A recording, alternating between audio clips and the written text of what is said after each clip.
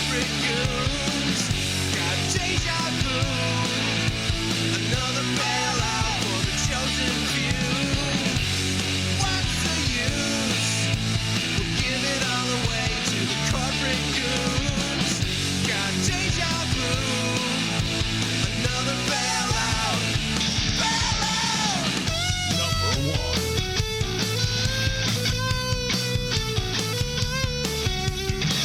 Number two.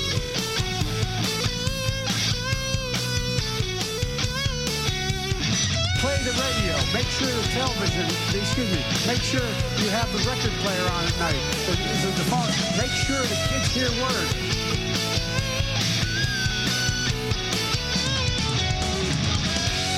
What's the use? Give it all away to the corporate goons. Got deja vu. Another bailout for the chosen few. What's the use? We'll give it all away to the corporate goons. Got deja vu. Another bailout. Bailout!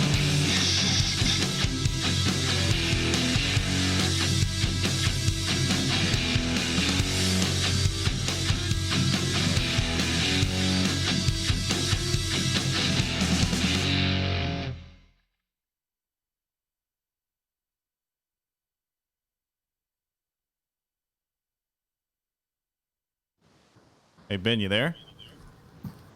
Yes, sir. Hear me loud and clear? I hear you loud and clear. Can you hear me? Yeah, I can hear you. What do you say we go on a little early today, huh? What's the use? Just another bailout for the corporate goons, okay? I mean, I couldn't have said it better myself, actually. I mean, what's the use? Come on, man. All right, you're going to pick the song of the day, all right? So be thinking of one as I read these sponsors, all right? Okay. Oh, yeah, okay. Here we go. Live stream chat. What's happening? Weigh in, and we'll chat along today. All right, your Ben Joravsky show for Thursday, August 13th is just moments away. But before we do this, we got to thank the following unions for jumping on board and sponsoring this podcast. Unions like the International Brotherhood of Electrical Workers, Local 9. They're sponsors. Isn't that right, Robert Mueller? That's correct. A little late, but that's fine. The International Union of Operating Engineers, Local 150, are sponsors. That's correct. As well as our good friends at the Chicago Federation of Labor. Don't bait us. Okay. Didn't even bring you up, but... That may be my new favorite bit that you play. Don't pay us. All right, how's it going, everybody? Live stream chat, what's happening? Thank you for downloading. For all those who have downloaded, hey, if you know of someone who is just looking for a podcast to plug their business or union, let the Ben Joravsky Show be that podcast, all right? Reach out to the Ben Joravsky Show, BennyJShow@gmail.com, BENNY, the letter J show @gmail.com. Send us an email, and I will forward your information to the people that need to see that for you to be a sponsor, all right? BennyJShow@gmail.com. All right, sir. I stalled a little bit there for you to help you think of a song of the day. Give us a song of the day if you could, please. Well, you know, everybody, I love Stevie Wonder. So how about a little Stevie Wonder? Early Stevie. Well, it's all right. Early 70s. So it's like. Oh, we're not surprised. Well, no, but see, okay, little lecture here for you millennials. Stevie Wonder's career goes back to the early 60s. So actually, when you say early Stevie Wonder, you're talking about a song from maybe 1962. So this is like mid Stevie Wonder, but he was still a young man. Actually, just saying that, I'm going to switch from Stevie Wonder and sing, I'm still a young man, baby. Proving once again, no show prep on the Ben Joravsky Show. Just switched it mid-song. I love that song, Tower of Power. How about Radio Doogie's song of the day request, the Good What's Times that? theme song? Oh, man, I can hear it in my head. Hanging in a jury. All right, I'll let you sing that song, D. Good times. That's all I know. Hanging in a jury. Because of Chappelle Good Show, Times really. song way before you were on, young man. Way before, okay? You don't even know about good. Let me tell you about Good Times, okay? Back in the day, watch TV. I think today's song of the day may be Bad Times. We just did 3 of them. Good Lord. All right. Okay. What? Tuesday heartbreak. I want to be with you in the doo-doo-doo. That's Stevie Wonder, ladies and gentlemen. I want to be with you in the doo-doo-doo. Sounds disgusting. The Ben Joravsky Show starts now.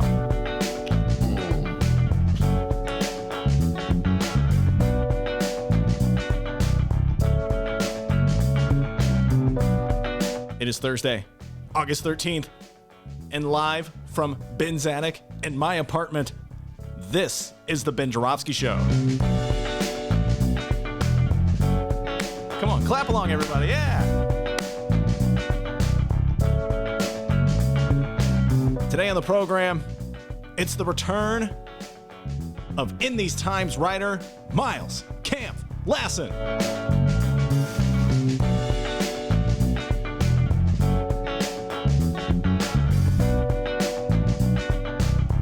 Yeah, you're right, Frank. It is hanging in a chow line. And now your host, Chicago Reader columnist Ben Joravsky. Hello, everybody. Ben Joravsky here. We're calling this No Masks Allowed Thursday. And here's why. Further sign of madness that has descended. As I was heading off to bed, I was going to be in bed relatively early last night, around 1-ish or so. I happened to read an article online. I know that was a bad decision. You shouldn't be looking at your phones when you're trying to go to bed. I admit it. Anyway, I read an article that kept me up all late. All night. So I ended up going to bed at 4 o'clock anyway. Oh, well.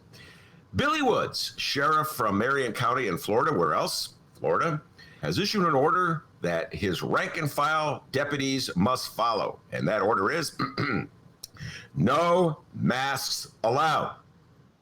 None of this wishy-washy. Well, it's up to you whether you want to wear a mask. Oh, no.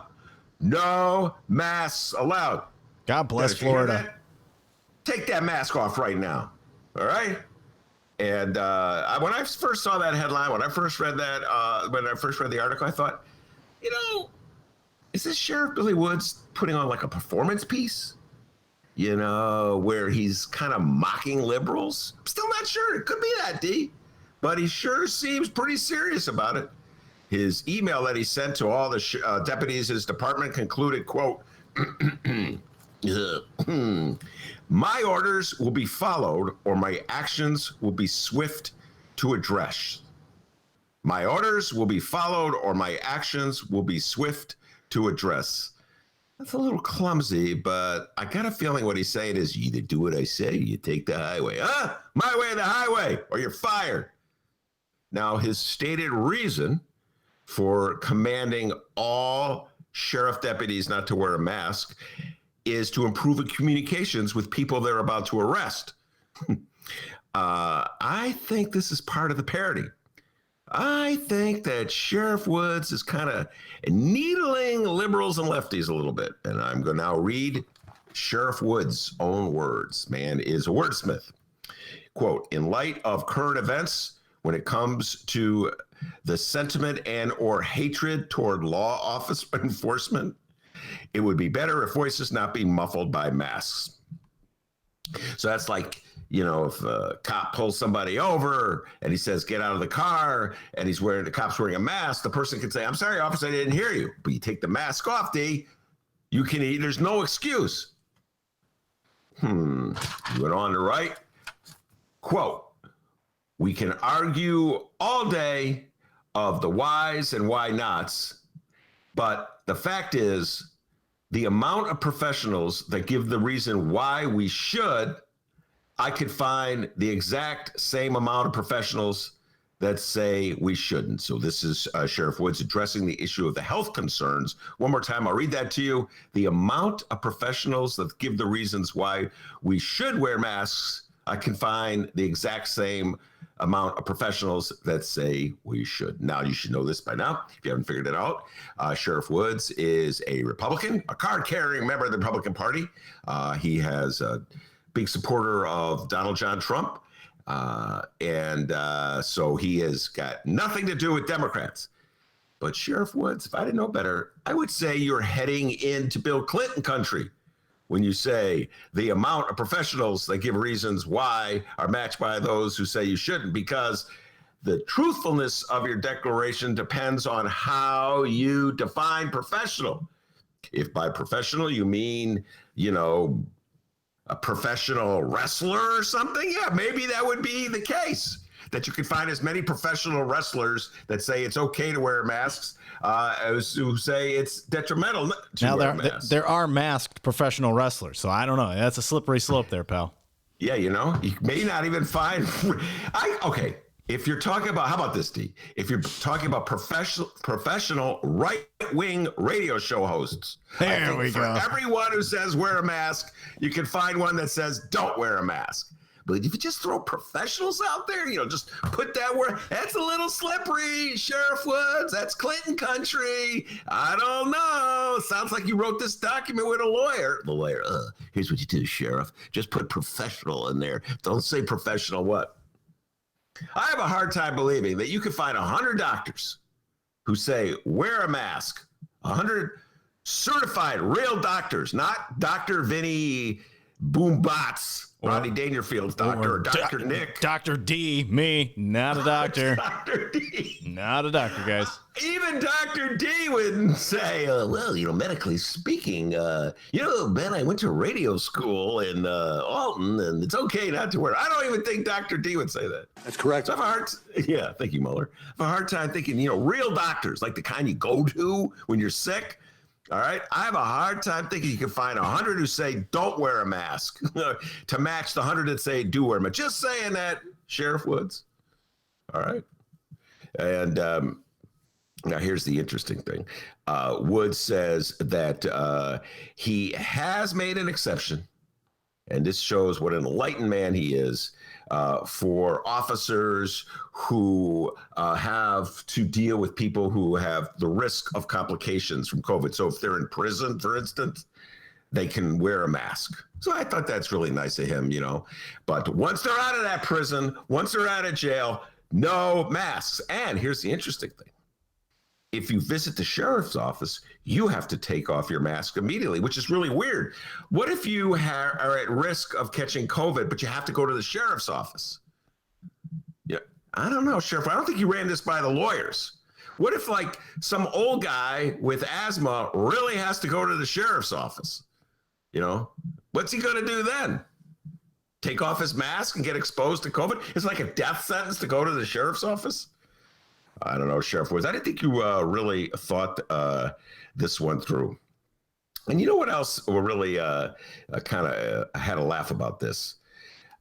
Because it kind of defies what Republicans say their whole main objection to mask wearing is. And I make a point. I say this all the time, of listening to Republicans and reading Republicans, I try to approach them with an open mind to figure out if there's anything they're saying that maybe change my way of looking at the world, D, because I think it's really important to approach each and every day with an open mind, because you don't want to get set in your views, right? You don't want to, you want to be flexible. You want to be able to say, you know what? The way I looked at the world my entire life is wrong, because I was convinced by the compelling argument raised by, let me just pick one Republican, Darren Bailey, the downstate Republican who's sort of the brains of the Republican Party these days. And as we all know, Dave, we've talked about this a lot in the show, Darren Bailey is leading an insurrection against J.B. Pritzker on the grounds that J.B. Pritzker has exceeded his authority by compelling people in the state of Illinois to wear a mask, among other things, and that people in Illinois should have inalienable right to decide on their own whether to wear a mask or not wear a mask. And furthermore, if he's going to implement such an order or such a ruling, he needs to go through the legislative process. He has to have the General Assembly approve it. He can't just make a mandate. We have checks and balances in our country. We have limits on the amount of authority an executive has. That's the argument. That's the argument that the Republicans have taken to court. That's the argument that they're advancing. That's the argument that compelled a judge in Clay County to say that if J.B. Pritzker comes through Clay County, he can be thrown in jail for violating that judge's order. So they're serious about this. Liberties, rights. You can't tell me to wear a mask? Well, if that's true, Sheriff Woods, isn't the reverse true? How can you have the right? How do you have the right or the authority to tell me I can't wear a mask? Darren Bailey, I want you to get down there and file that lawsuit. You know what, Sheriff Woods? Darren Bailey files that lawsuit. You better not come through Clay County. He'll throw you in jail. Here's the deal about Republicans. This is why, in my humble opinion, they are so mad at the mask rule. When you get down to it, it's because the epidemic has seriously threatened the re-election campaign of Donald Trump. And that they take that personal. They felt they were on their way. They felt they were cruising to victory in this campaign. They said, we got that strong economy. There's no way Donald Trump will lose the election. All right, he was never going to win the majority of the voters. We all know that. But he could still win that electoral college. He could still get Wisconsin maybe, and Pennsylvania maybe, and Florida maybe, and just put together the old electoral college victory that enables him to maintain his hold on the White House, even though he doesn't have a majority of the voters. They thought they were cruising to victory, and then the COVID comes, then the pandemic comes, the economy shuts down, and suddenly they're just angry. And as like a symbol of their anger, it's that mask, because that mask means potentially the end of Donald Trump's presidency. That's why they hate the mask. It's not like some great principle they have about liberty, because as you can see with Sheriff Woods, when it comes to liberty, they'll just snatch it right away from you. Just like that. Dems, I've been telling you this forever. There are no fixed principles when it comes to the Republican parties. It's just all tactics in a larger political game. We got a great show. Folks, if you can see, Yeah. I'm sorry if you can see. Let's do this. Woo. See, I may be. Yeah. Sorry. Got to clean that up. Gonna break the fourth wall a little bit here, D. By the way, that reminds me there's glass still in my backyard. Thank you for reminding me, D. You dropped your bong, huh?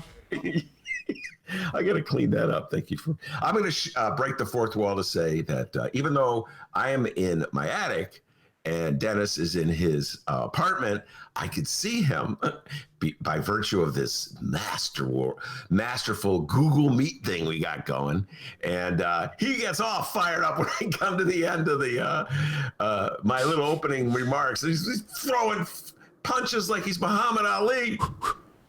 Float like a butterfly, sting like a bee. I can't see Ben, though, because he's old. Isn't that right? Oh, man, I am so old. D, I am so old. You know what? When I read and listen to some of the comments by Black Lives Matter activists here in Chicago on the looting and how it's reparations, and I'm like, this knee-jerk reaction against what she's saying. I just feel so freaking old.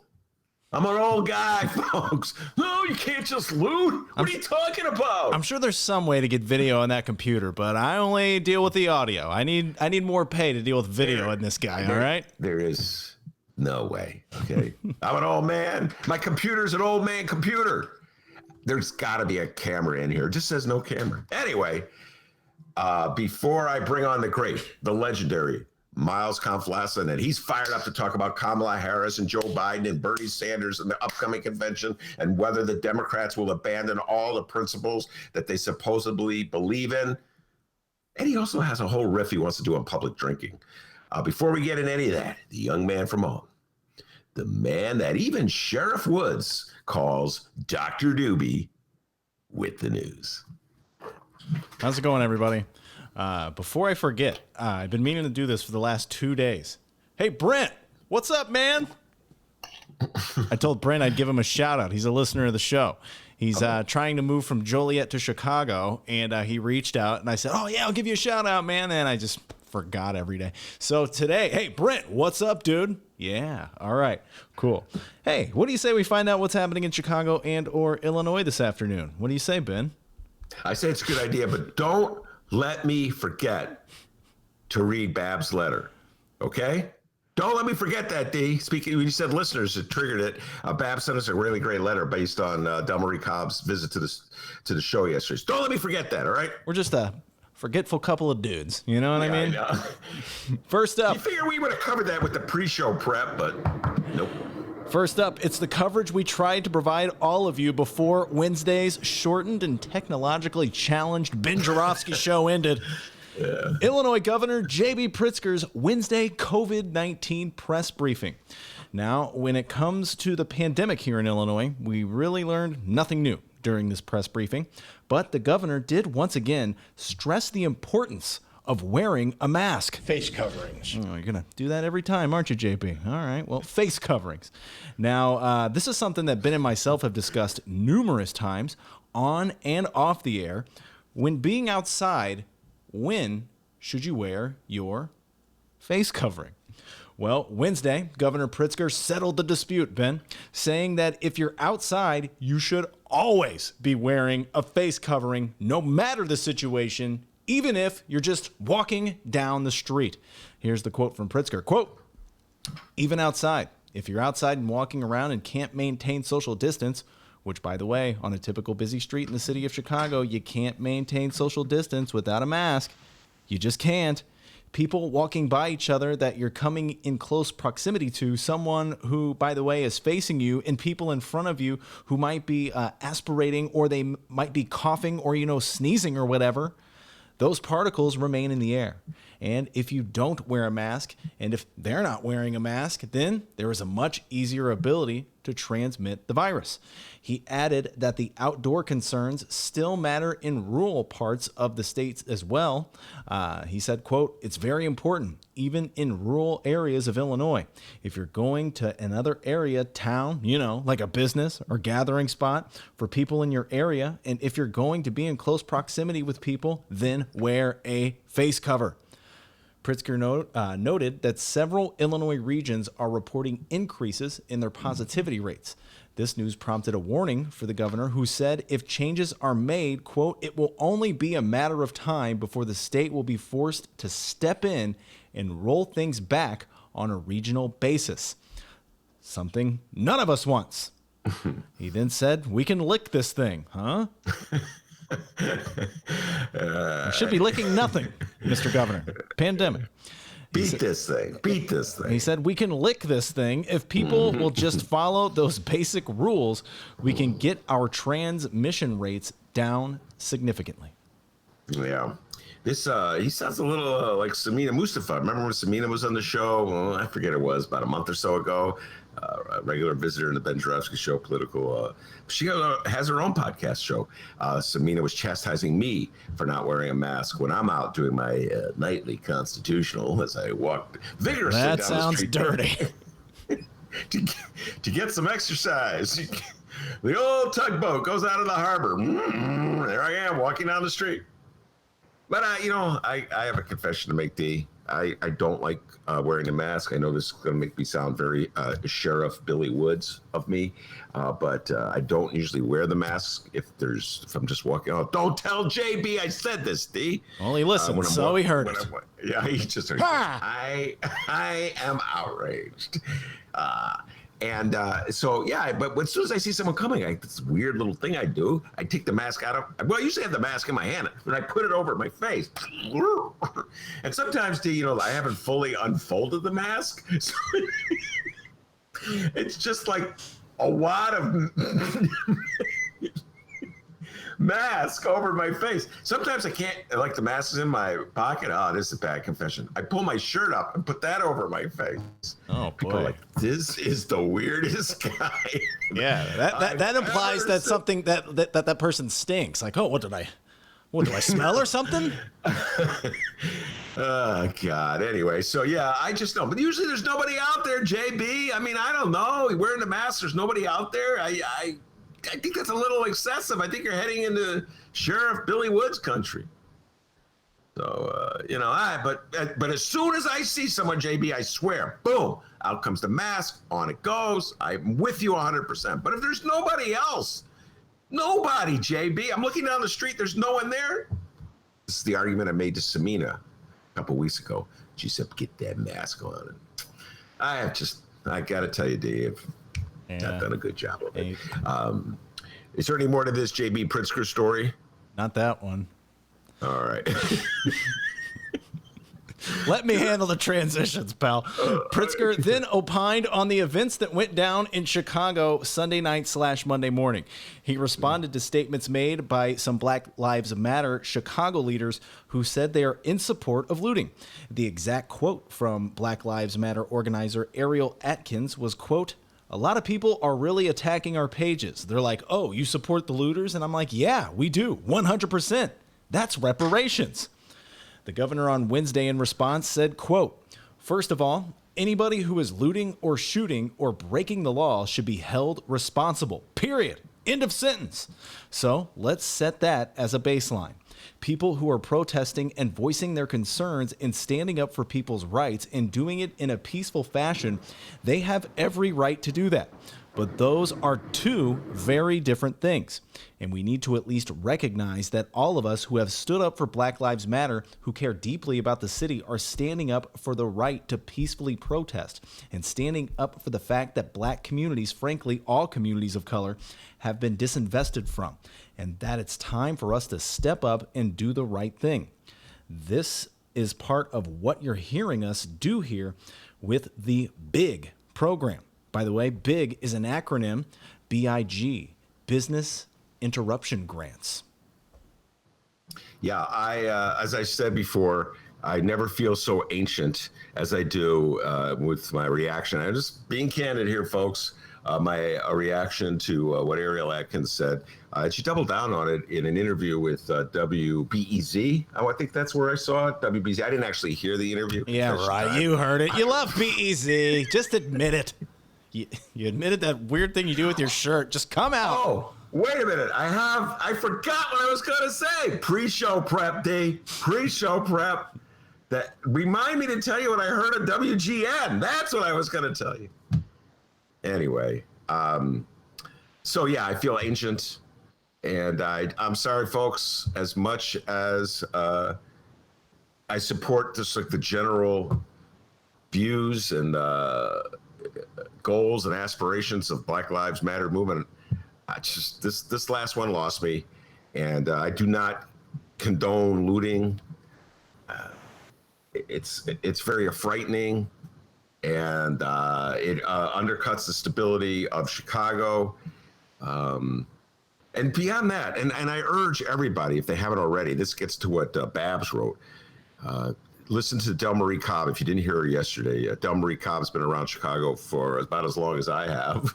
So she knows a thing or two. And she has,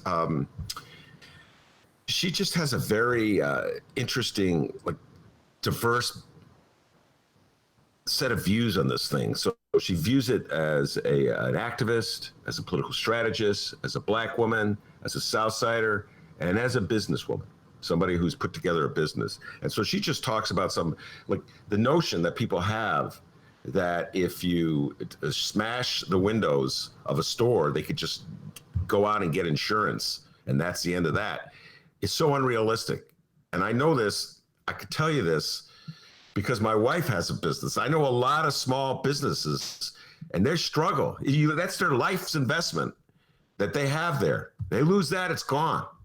And so it's like really easy to say, oh, just go get insurance. God, have you ever dealt with an insurance company?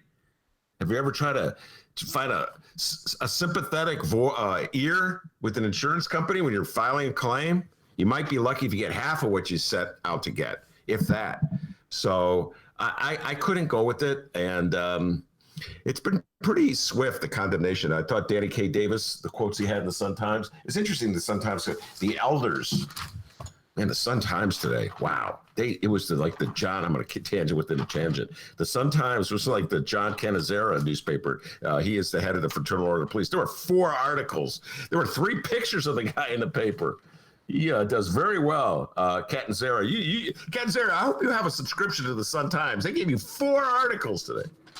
Anyway, but there was an article where Danny K. Davison was talking about it as well. West Side political elders condemn looting, warn it could backfire. And I feel the same way. And I'm kind of like, it's an elder. So maybe it's a generational thing, D. Maybe if I were 20 again. Just imagine that. I have a different attitude. Holy cow. When's that, 1930? But on the other hand, when I read the longer interview that Ariel Atkins gave with WBZ, which I read, I didn't hear. That's where you go, D. Oh, yeah, Ben, you are listening. You get those little updates on your phone. Let's hear that. Let's hear that WBEZ impression you got there. Let's just scorch that bridge. I'm still trying to get you a job there, D. All right? Oh, that's Okay. long gone, pal. Let's hear that voice. It's so interesting, the irony. There's sports, and people listen to it. They do. There's football, and they watch it. Ironically, they watch it. We've heard that there's people who actually watch basketball. I know there's got to be one sports lover at WBEZ. Anyway, it was a very interesting interview, but one point that she made, which is absolutely true, that when you look at the history of, it's not just people. There's always people pushing the envelope. And that forces the middle to make its response. And she's absolutely correct. So it's like the folks on the extreme force the people in the middle to react to their protests, to their demands. If you do not hold the people that are governing our cities and states and countries accountable for what they do, then they don't have an incentive to change. It's the same principle that applies when Lori Lightfoot gets up with David Brown and says, if you don't hold these looters accountable, they're going to do looting again. It's the same basic principle. People have to be held accountable for their actions. So she's correct when she says that, just historically speaking, it's always been the people on the left and people on the right, the radicals. The radicals on the right have pretty much taken over the Republican Party and have pushed it in their direction. And to the point where they're just totally dedicated with a cult-like obsessiveness to reelecting Donald Trump. But I'm sorry, I'm just speaking as an older person, and I can't go for it. And it was very frightening to see. Yeah. But then again, D, here's her point. You can't avoid it. If you don't keep the pressure on, will Chicago finally come to terms with the issue of violence, police violence in black communities? It's been going on since the 60s. Well, it's probably went on longer than that, but I was first aware of it when I was a kid in the 60s and the 70s. So, you got to keep the pressure on. There's no doubt about it. And by the way, don't be surprised if when we go back to the Sun-Times to do our show, your banner's gone and it's the Catanzara show. Oh, dude, that would not be. Hey, boys, what's up? Oh, yeah, let's go. Get this commie stuff out of here. That water fountain's amazing. Yeah, Catanzara. Damn you, Catanzara! Oh, yeah, Catanzara's taking over that. Oh, I'm telling you. Here we go. I'm going to do it. Page 12, FOP chief. Stopping looting means blocking streets, impounding vehicles, and there's a headshot of him. Then the next page has an article about demonstrators hoping to shut down Dan Ryan on Saturday, and it quotes him, no picture. You turn the page, there's an article about Chicago's number 3 cops being suspended for comment about rape. They quote Catanzara in the article where he says how outrageous it is that he was suspended, and then they have that same headshot picture. And then finally, Big Johnny himself, a big photo of the guy. He's got a lot of real estate in the Sun-Times today. Contract contention. He issues his complaint about Lori Lightfoot and the way how she's negotiating the police contract. So I'm turning my beloved bright one. I guess this is an argument for not getting the paper, huh, D? I go, Catanzara 1. Catanzara 2, Catanzara 3, Catanzara. God dang, man! You're right, D. He's probably right there in that beloved little studio right now, getting ready for his podcast. There's a big giant X on your name on that City Club certificate, and it just says John Catanzara on it. And then there's a big photo. They got a poster of Donald John Trump. Okay, there you go. Do we have any posters on the wall? I can't remember, D. Remember when Lori Lightfoot Lori came and said, this place looks like crap. You should get a poster up or something. The one time Lori Lightfoot came to our humble little abode. And only. Yeah, it was when she was a And candidate. last. Yeah. So she came there, and she was a candidate, surrounded by security. And so she took a look around at our humble little studio and goes, "You should put something on the walls." At least she didn't threaten to arrest me, D. Oh, sorry. She wasn't there yet. Anyway, so I'm sure they got the Donald Trump for president posters up on the walls by now. Today on JB Pritzker's to-do list, this morning, the big guy was in Urbana, Illinois at Wooden Hog Barbecue to announce the first round of big business interruption grants. He then jumped in the big Pritzker mobile and is in Bloomington YMCA for another big announcement. In more state news, and more of it involving Democratic Illinois Speaker and Madigan Gate. Yes, the time when the utility giants Commonwealth Edison admitted to arranging jobs, arranging contracts, and arranging payoffs to Mike Madigan's associates. And as absurd as it sounds, some politicians are still putting allegedly in front of all that. I'm looking at you, Gazzardi. Gazzardi, Will. But I just got this inside joke. Will Gazzardi is the state rep from the district around Logan Square, and he is a prominent progressive in the city of Chicago. City of Chicago. You only did that one show. I don't know why you did it. It was a few weeks ago, so you're good. You got this. Well, I don't know. I think it may have been lack of sleep. Of course, every day is lack of sleep with me, so who knows? But it's like a challenge. I'm really challenged. So I force myself. It's like Biden with, everything. For those who are new to the program, may haven't listened, in the last few weeks. Ben one time just kept saying, he said it like 5 times instead of city of Chicago. It's an easy thing to say. He said shitty of Chicago. Yeah, Well, Biden is a stutterer, and so I really empathize with Biden on this front. Because you could see him approaching certain sentences with trepidation, like, this could be trouble. And I know it because I have dyslexia. So I battle it too. And I'm like, Joe, I'm with you 100%. And I root for Biden. I'm like, come on, Joe, you can get through this sentence. You can do this. I know you can do this. Play the radio. Make sure the television, make sure you have the record player on at night. The phone. Make sure the kids hear words. Damn it, he didn't do it. Yeah, on the other hand, and let's be fair, okay? Equal time. Damn, he didn't do it. Donald John Trump, this guy, his brain works on a whole different frequency. And you could he doesn't care what he says. D, do you have that thing I sent you? Oh, D, play that thing, man. Yeah, that thing. You send me something new every day. I got this one. I love that one. I sent one to Dennis the other day. I couldn't believe I was listening. It was Donald Trump. I can't remember where it was, but he was talking about the Spanish flu of 1917 that brought an end to World War II. That's the one I sent you. It was like, what the hell? World War II is way after. There was no Spanish flu. It had no impact. What are you talking about? But see, that's the difference. Donald Trump is shameless. He just goes wherever his brain cares. And nobody cares. His supporters don't care. Do you think Sheriff Billy Woods down in Florida cares if Donald Trump stumbles all over the Spanish flu and World War II? He doesn't care.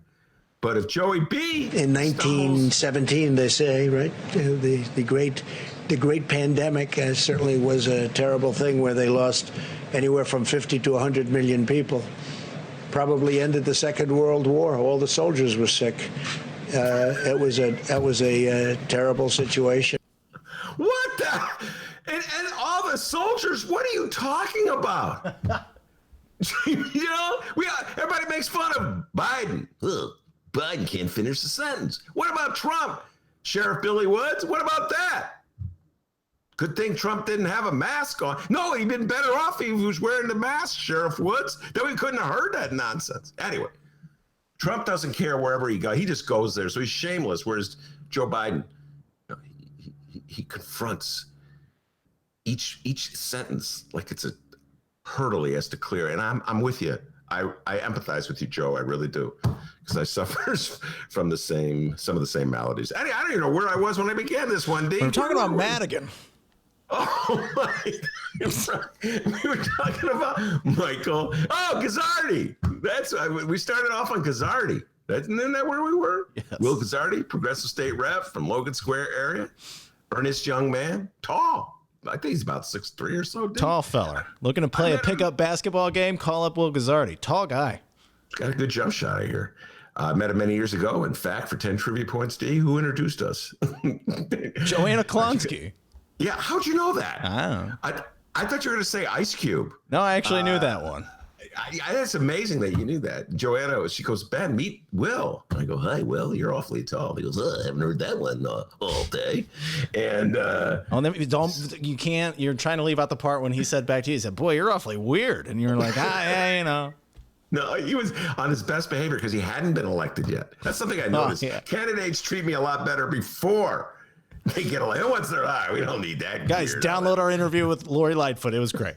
Yeah, it was a great interview. It's candidate Lori Lightfoot.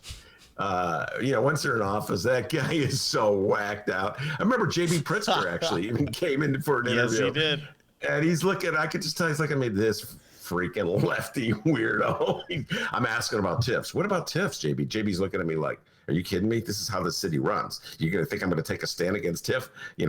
I may have been born at night, but I wasn't born last night. And then he would. Oh, go ahead. Sorry. No, then he was dancing and dodging, as they all do when it comes to TIF. And what were you then I think you ticked him off when you asked him about that comment he made during the 2012 election between Obama and Romney. And you go, man, how come you flip-flopped on Obama? Oh, yeah. That was our last interview with him. That's it, man. Me and my big mouth always getting me in trouble. And so Dennis... Folks, you gotta understand something about Dennis, man. I'm gonna say this. He's from downstate. All right. So he comes up to the big city, Chicago, and he kind of sees through us. We think we're all slick and we're perfect. And, he's always dropping these little subtle downstate digs. We are so perfect, ladies and gentlemen. Like, for instance, our love for brunch. We love brunch. Don't get me started on brunch. I'm with you 100% on brunch, by the way. Although I do love getting a good omelet with my dear friend Keith. I really miss we used to do that, D, once a month, go out for an omelet. Two old guys talking politics, eating an omelet. We can't do that anymore, D. But you guys did that in the morning, so that was breakfast. Yes, it was not brunch. It was breakfast. I've come to learn Thursday. that brunch is just an excuse to get drunk, like early. That's what I've come to learn. That's right. And then people go home and smoke a joint. That's their Sunday. So anyway, Will Gazzardi, Dennis likes to tease. He likes to tease you guys, you Logan Square progressives. I'm letting that little secret out of the bag. That's what I don't blame you, D. Because Will Gazzardi, he's a progressive, but he hasn't said one word about Michael Joseph Madigan. So on to the Madigan Gate update we have here. Democratic Illinois Senator Dick Durbin, said Wednesday that he's not sure that Speaker Madigan can do his job leading the House in the Democratic Party of Illinois, given an ongoing federal investigation. Makes sense. When asked if this investigation hurts the party, Durbin said, quote, "Of course. The cloud of suspicion is going to be raised. You start with the presumption of innocence. Then comes other questions. Can you do your job? What impact does your legal problem have on other people, innocent people in the process? That's why I think as this progresses, if it progresses before the election, other questions will be raised." Durbin was then asked if Madigan can now do the jobs of Speaker and party leader. Durbin said, quote, "I don't know the answer about that at this moment." A little ballroom dancing there, Durbin. Go ahead, D. He noted he is not in the Illinois House, so would not have a vote should Madigan seek another term as Speaker after the election. And under his breath, he said, "Thank God." He then went on to say, he has said that he has the necessary majority to retain his speakership and said, quote, "We'll see." Dun, dun, dun. Oh, okay.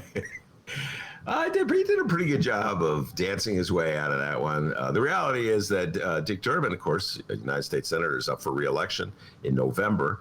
And, oh my God, his Republican opponent is so whacked out. Mark Curran, I believe his name is. He has said some absolutely ridiculous things. So it's hard for me to imagine, even with Madigan Gate as an issue in the state of Illinois, that voters would turn against Durbin.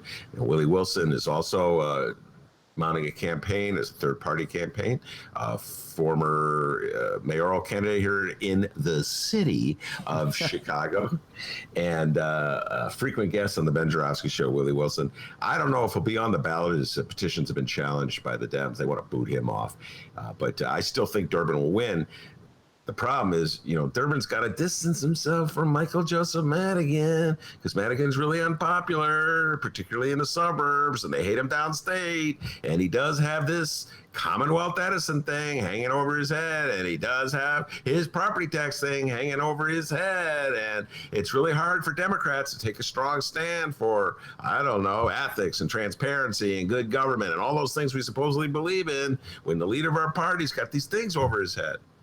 So, a lot of ducking and dodging and ballroom dancing going on there, D. Absolutely. All right. Before we move on to the city of Chicago news, I just want to say, live stream chat, you guys are awesome. We're having a great conversation on looting and what is looting and all that. You guys are getting along and you're having a great conversation. Keep it up. That's why I like all you guys. All right. Let's move on to the news of the city of Chicago. Chicago Mayor Lori Lightfoot. Don't bait us. Once again, not baiting you. Today, Mayor Lightfoot is joining mayors and police chiefs to announce recommendations by the U.S. Conference of Mayors Working Group on Police Reform and Racial Justice. The mayor has also decided that the downtown area will remain shut down nightly through this weekend. Officials began restricting access to the area Monday night. Restricted access will continue 9 p.m. until 6 a.m. nightly, but it will end 6 a.m. Monday. This is according to a press release from the Office of Emergency Management and Communication. People who live and work in the Loop and surrounding neighborhoods can still get in and out, but the city will make it harder for others to travel there. The list of restrictions will include closing inbound and outbound ramps like Lakeshore Drive between Fullerton Avenue and I-55, as well as the inbound ramp at Belmont, lifting downtown bridges over the Chicago River, except for the LaSalle Street, Harrison Street, Ida B. Wells, Lakeshore Drive, Columbus Avenue, Kinsey Street, and Grand Avenue bridges. Creating access points for residents and business employees at Harrison Street, Chicago Avenue and Halsted Street, Roosevelt Road and Canal Street, Kinsey and Halsted Streets, and LaSalle Street. Closing entrance and exit ramps leading to I-90-94 between Roosevelt Road and Division Street. CTA trains won't enter the area surrounding downtown from Fullerton Avenue to 47th and east of Halsted Street. Buses will remain open, though with some rerouted due to street and bridge closures. And finally, divvy service will not be available from North to Ashland Avenues and Cermak Road. Yeah. Boy, I tell you what, the newspapers and the airwaves are filled with Monday morning quarterbacks about what went down with the looting. And I got to tell you this, folks, as much as I tease Mayor Lori Lightfoot for her being enraged at the folks who flocked to the lakefront on the first nice day, you might have planned for that. I don't believe it's fair to criticize her for what went down Monday morning. It was a spontaneous eruption as far as she was concerned. What, are you supposed to automatically know that this is about to happen? You're going to raise the bridges in advance? I mean, everybody's suddenly an expert. Everybody who's not in the mayor's office is suddenly an expert. None of them have to deal with it. Paul Vallis, Brian Hopkins, everyone is John Canizaria. Everyone's an expert on what Lori Lightfoot. None of them are in the mayor's office. None of them have to deal with the reality of running the city of Chicago, but they're all experts. I'd just like to see for once, and I keep saying this, and I don't believe we are going to see it, D, but I would like to see an analysis of, again, like Troy LaRaviere said, the strategy that they were following, the police chief, the police department, and the mayor at the end of May, when we had the first unrest, the strategies that they were following in this week. And I would like to see some kind of report and an account where people explain exactly where, I don't know, the strategy worked or didn't work.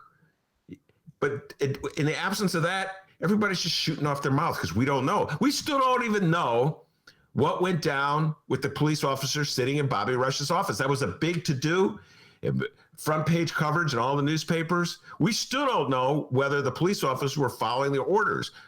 If they were following orders, then you have to ask the people who made the orders to be accountable for why did you send police officers over to Bobby Rush's office? Did Bobby Rush ask you to do that? We still have not seen a definitive account of that.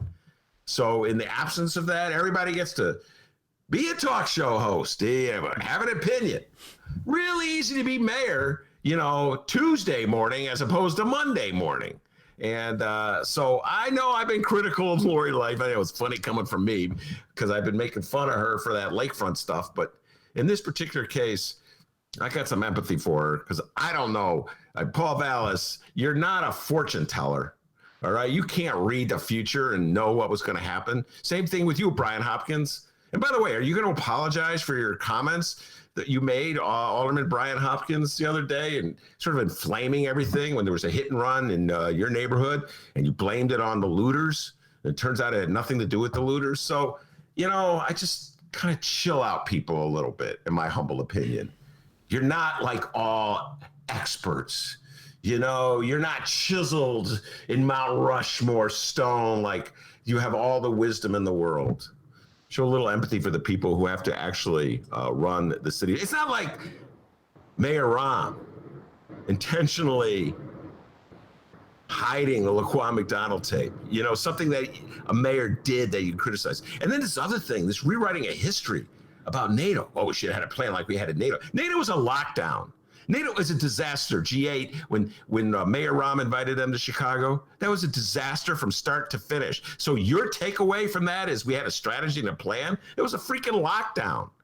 That was like nights of police in the street and like the muscle of law enforcement in the street and tear gas.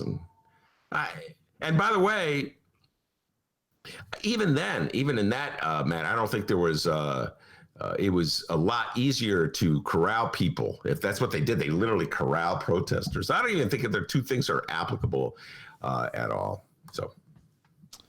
All right. Access points will be manned by Chicago police officers. Residents, business owners, and employees who need to get into downtown will need to show police proof that they live or work in the area. And finally here, due to our aforementioned technical shit show Wednesday, we were also unable to play the rest of Mayor Lori Lightfoot's interview on Msnbc and Morning Joe, a show that our host will never be able to watch, well, because... Number 1.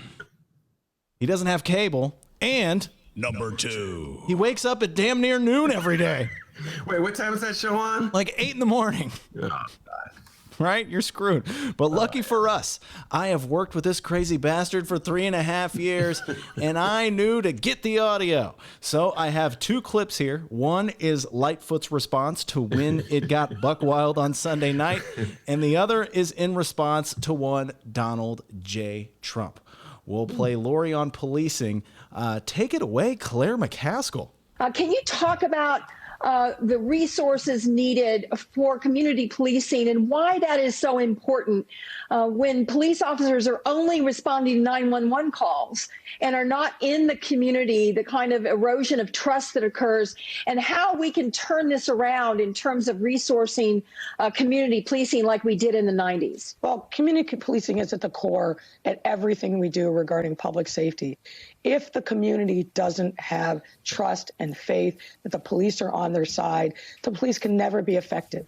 Their legitimacy is immediately suspect and undermined. So we are reimagining community policing here in Chicago, and every single officer that has a front-facing role must engage in some act of community policing where they are reaching out with an open hand and an open mind and a heart to make sure that our residents understand that they are there to serve and protect. But the other thing that is critically important and part of community policing is making sure that we have support for community-based organizations who are also out there on the front lines. Our street intervention workers, our community healthcare workers, all of those things where we're supporting and building healthy and vibrant communities, that's community policing too. And we have to expand our vision and depth and funding for those kind of community-based efforts. And I know that Vice President Biden and Kamala Harris understand the necessity and the urgency of supporting those community-based efforts. By the way, nice little pivot there to bring in Biden and Kamala Harris. Can we give her credit? Lori Lightfoot's learned a thing or two. A little pivot there, boom, and they know. How can I disagree with anything Lori Lightfoot said? I would like to point out it's completely on the. It's so funny because so many of the articles these days are about lock them up, throw them in jail, take away their cars. All these, hit them hard law and order stuff in the aftermath of Tuesday's looting, Monday's looting, which is the general reaction. And then here's Lori Lightfoot making sort of the liberal case that people like me have been making for years and just generally gets ignored. And I just like to point out that it was Lori Lightfoot who resisted efforts by the Chicago Teachers Union to have more nurses in the public school. I think it's part of a larger issue of how you're confronting all the pressures that people are feeling in these high crime, poor neighborhoods, and the lack of mental health facilities ever since Mayor Rahm closed them, 6 of them back in 2011 with the support of the Chicago City Council. So our city has completely moved from all the things that Lori Lightfoot says we should be doing. We moved away from doing that. And here we are 9 years later, and we're surprised that we have unrest. And we're surprised that we're seeing there's consequences for our actions. So yes, Lori Lightfoot was like, whether she realized it or not, she was sounding that was her inner Carlos Ramirez Rosa coming out of there, D. You know what I'm saying? Suddenly she was sounding like a member of the progressive wing of the city. I don't even know if they're the progressive wing anymore. What are they? The Democratic Socialist wing of the city council. So, but it's when mayors learn to talk one way. God, I found myself to talk one way on TV, but then they kind of act a different way when they are mayors and they're doling out the money when it comes to the budget time. So yes, we got to hold Mayor Lori Lightfoot accountable so that she enacts the kind of program she's talking about. And I hope, by the way, what a change. Joe Biden in the 1990s was tag teaming with Bill Clinton and the other Democrats and Republicans, egged on by the Republicans. Let's not forget this: hire more police, get tough on crime, 3 strikes and you're out. That was the view of the 90s. Now, here we are, 2020. The Democrats are speaking about, mental health facilities, trying to diffuse situations before they turn violent, having police engage with residents in community policing. So this is what I'm saying, that this is what I was getting at earlier when I was talking about Black Lives Matter and their protests, moving the Democrats a little more to the left. I hope they continue to go in that direction, because I don't believe the old ways of doing things have ever worked. But it's important for people in Chicago, lefties in Chicago, to hold Lori Lightfoot accountable and responsible. Make sure that she backs up what she says when she's on Morning Joe. You mentioned Mayor Rahm a couple of minutes ago. He's a bike rider, right? I just biked around Lake Michigan. Pretty impressive. How many miles did he go? What's that? How many miles did he go? Nearly 1,000 miles. Get out of here. Do you see anybody to talk about healthcare, Mayor Rahm? I don't have that clip. Oh, yeah, no. Nobody wanted healthcare. Mayor Rahm somehow or other went for a bike ride. Mayor Rahm, Good job, Chicago. Heck of a job, Chicago. That was your guy. You elected him twice. All right, I got one more piece of audio here from Mayor Lightfoot's appearance on Morning Joe. Ben, you should wake up early and watch it sometime. Just saying. You know what? That little clock's going to go ring, ring. I got up early the other day. You didn't give me any credit for that, D. Huh? Got up early the other day. Remember that? Yesterday? Was it yesterday? I still haven't had enough sleep to recover. The other day. I'll tell you what, the other day, I got up at 7. Was it 7? Okay, can I break the fourth wall again, D? Break it, buddy. Dennis woke up today at 4 in the morning. Yeah, I got up at 4 in the morning. Yeah. Oh, D, come on, tell the story, please. What? I passed out at like 8 at night, and I woke up at 4 in the morning. Not that story. Oh, when I walked over to Dunkin' Donuts? What you saw when you walked. Oh, Frank, I hope you're listening, man. He'll really like this. I was walking to Dunkin' Donuts. It's right off the Kimball Brown line. And there were these new scooters because scooters are back. They're back. And it could have been a dog. I don't know. But on one of these... No, it was no dog. It didn't look like it. It was pretty... It was a good size. On this brand new scooter for you to ride was just a pile of crap. Like literally a pile of crap. Like, Frank, there you go, buddy. You'll love that story. In other words, somebody had a poo-poo on the bike. Is that what you're saying? They pootered on the scooter is what I'm trying to say. Yeah, right? I don't think it was a dog. Oh, man. Good God. Life in the pandemic.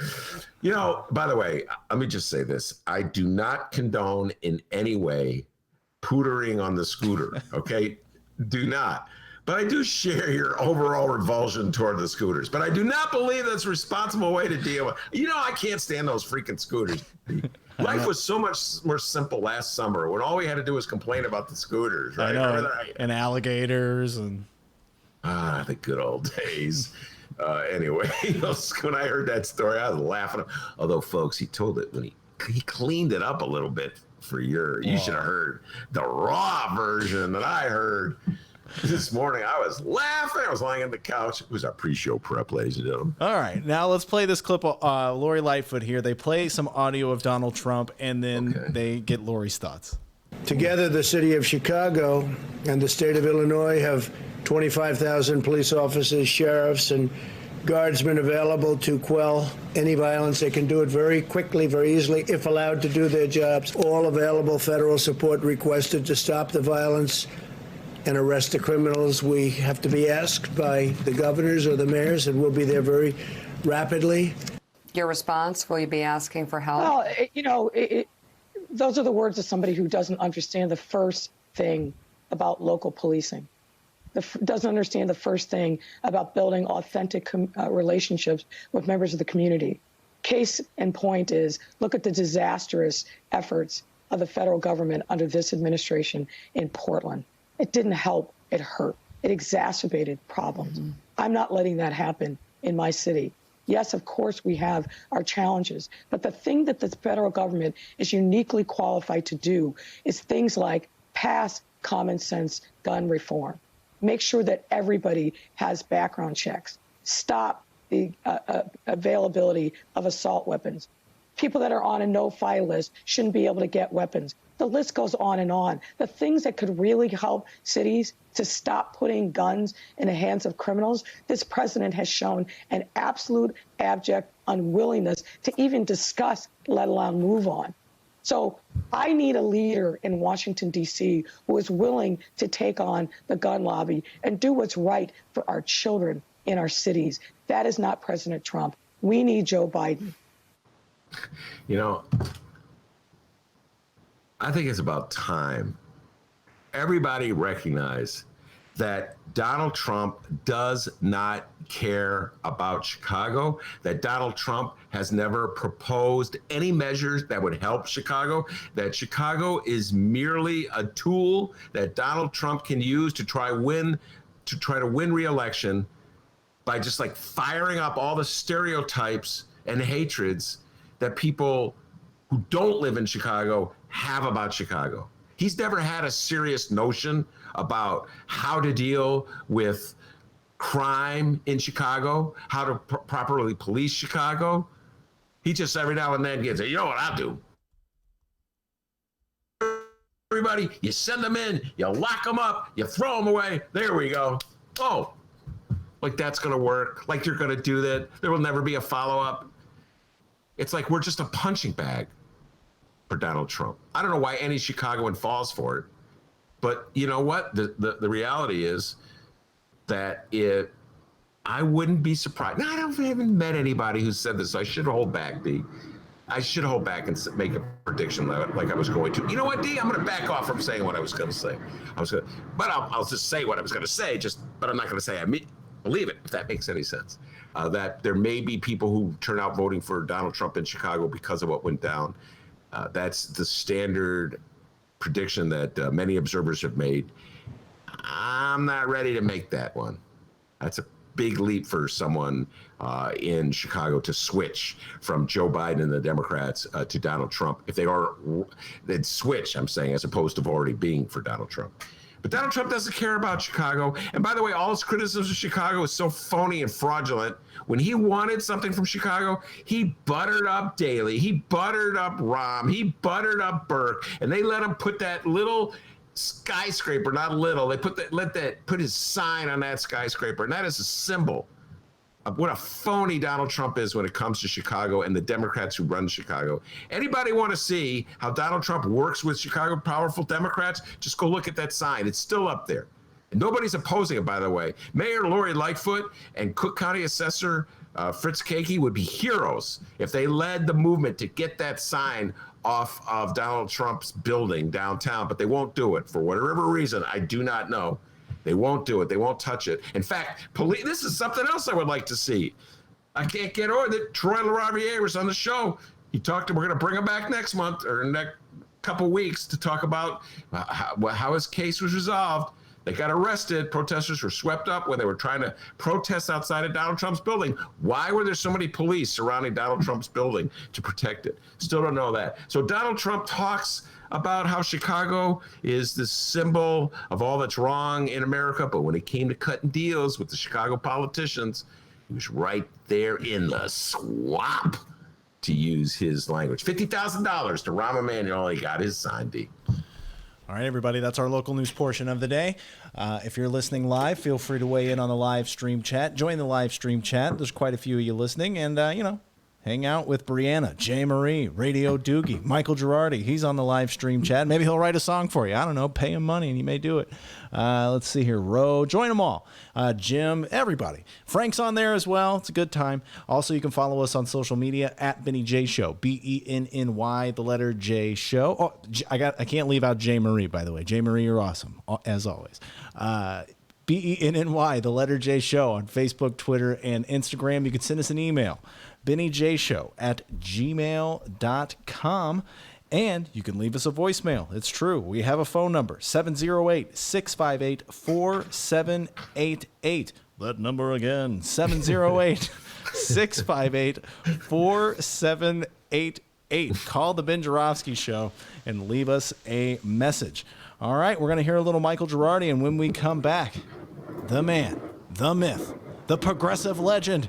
It's In These Times writer Miles Kampf-Lassin. So don't go anywhere. It's the Ben Joravsky Show. We're live from Ben's attic in my apartment.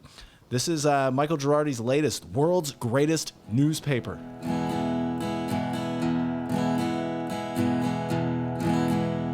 Open up wide, take a look inside, keep an open mind.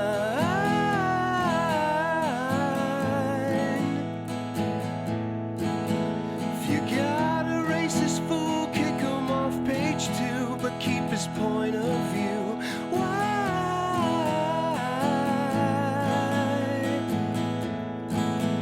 The anti-labor world's greatest newspaper will always be here for you. So come on.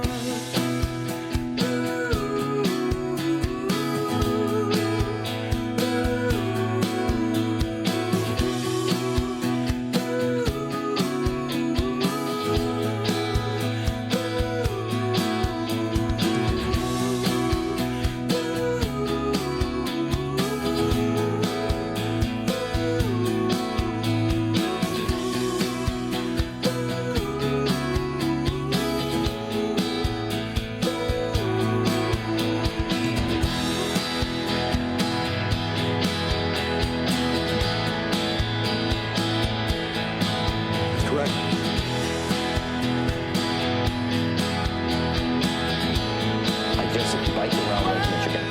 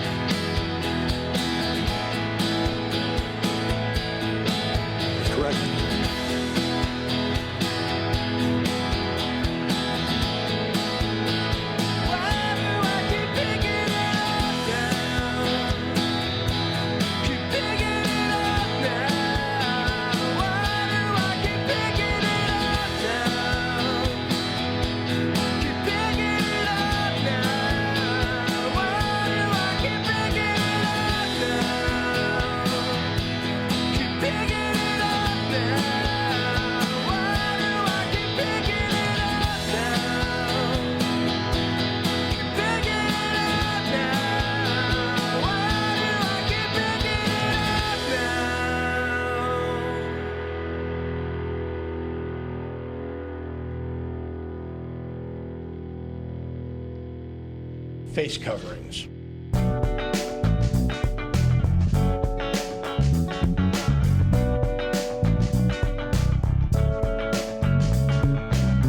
Hour number 2 of your Ben Joravsky Show is brought to you in part by the International Brotherhood of Electrical Workers, Local 9, the International Union of Operating Engineers, Local 150, and the Chicago Federation of Labor.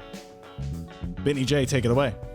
Miles Kampf-Lassin is on deck, ready to bring him on. The pride and joy of In These Times, Jacobin Magazine, Whitney Young High School, South Side of Chicago Bulls fan extraordinaire. He was really digging that song by Michael Girardi. Let's give a shout out to Michael Girardi. This dude is so freaking talented. He listens to stuff he hears on the radio or in this podcast and stitches together great songs. That was Michael Girardi.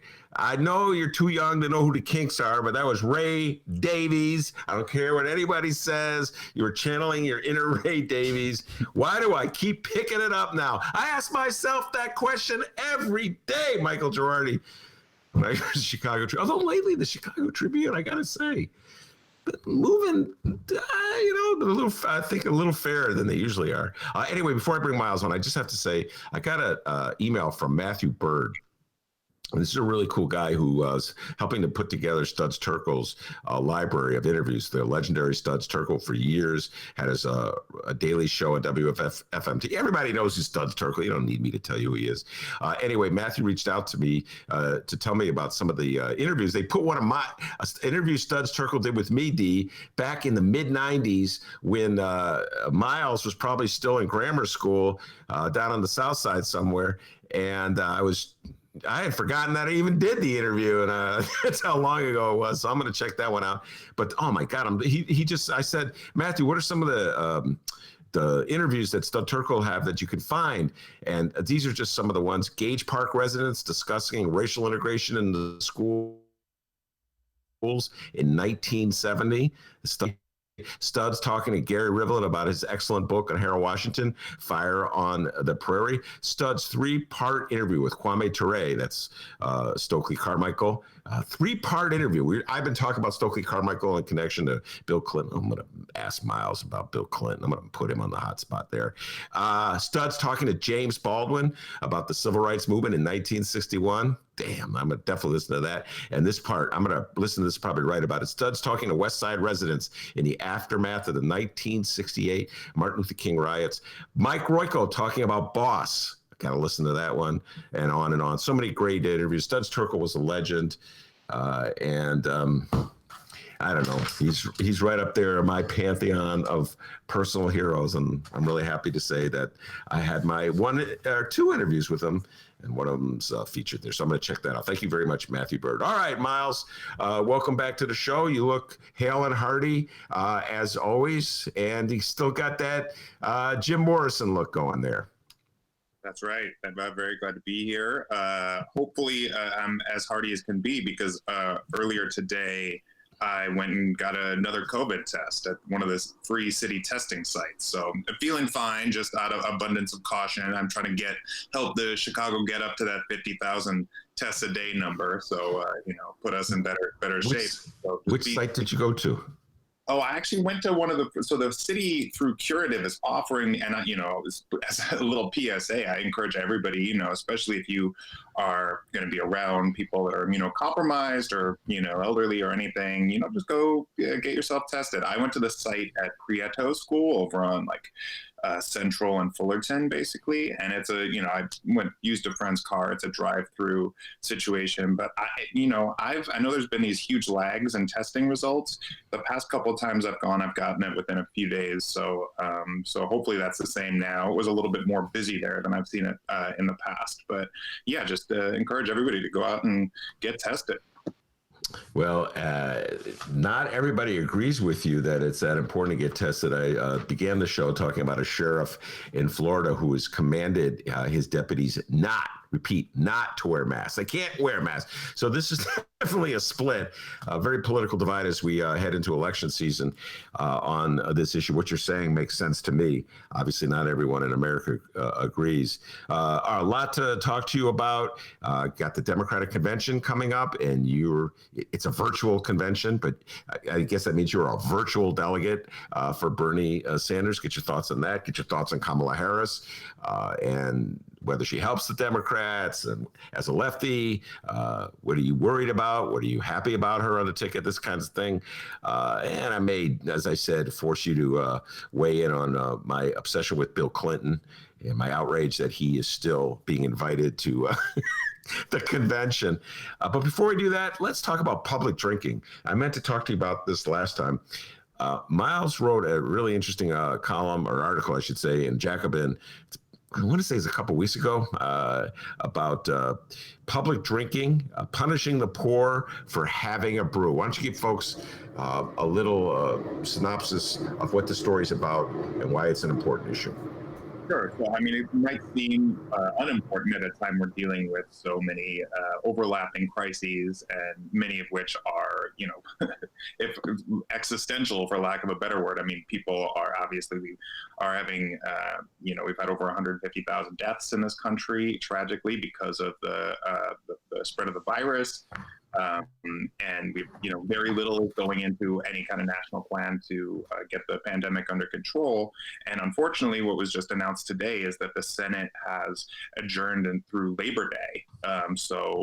Chances because of Trump's executive orders here where, they basically, the Republicans decided to just not do anything. There was hopes that we would get some version of a big relief bill through Congress that would provide checks, another round of checks to people, that would provide housing protections, that would give money to the post office, that would help to protect elections, and importantly would also increase the PPP program to help small businesses and also get money to states and city governments that, as we know, are going broke. So there are all kinds of crises facing the country right now. But one thing that I think that this has put into clear perspective for most of is how absurd many of the current laws on the books are and how they are being enforced. And I think a perfect encapsulation of that is our obsession with these open container laws. Pretty much every state in the country has some version of them on the books, with some very well-known exceptions. People, will talk about New Orleans, which I use as kind of an entree in the piece to bring people in and talk about my personal love for New Orleans, which includes the fact that, you can freely drink in public and it is not policed or criminalized there. But there's other places like Sonoma, California, Hood River, Oregon, for example, and then of course across the world. If you go to Quebec, in Canada, if you go to Montreal, if you go across the Atlantic to France or Germany or Italy, these places have open public drinking, and they have not turned into some type of crime-ridden like Bedlam scenario or anything.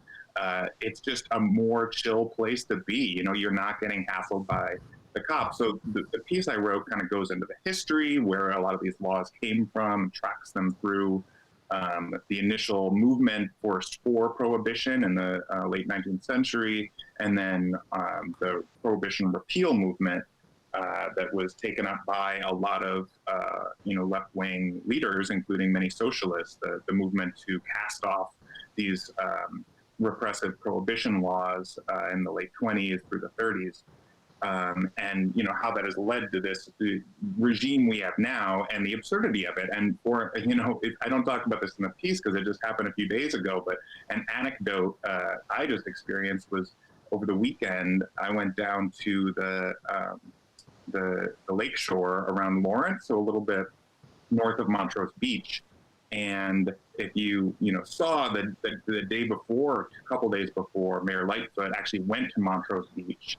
And outside of the restaurant, which she allowed to open back up, the Castaways, there's some restaurant on the lakefront there. There was a lot of people gathered, and she said, "We need to shut this down. This will be taken care of." She's tweeting about this. Well, the next day at the lakefront, people are spaced out up there, and as we know, this is probably the safest place to be in terms of viral spread because it's windy by the lakefront, they're outdoors. And the police officers started clearing people out, and people were engaging with him.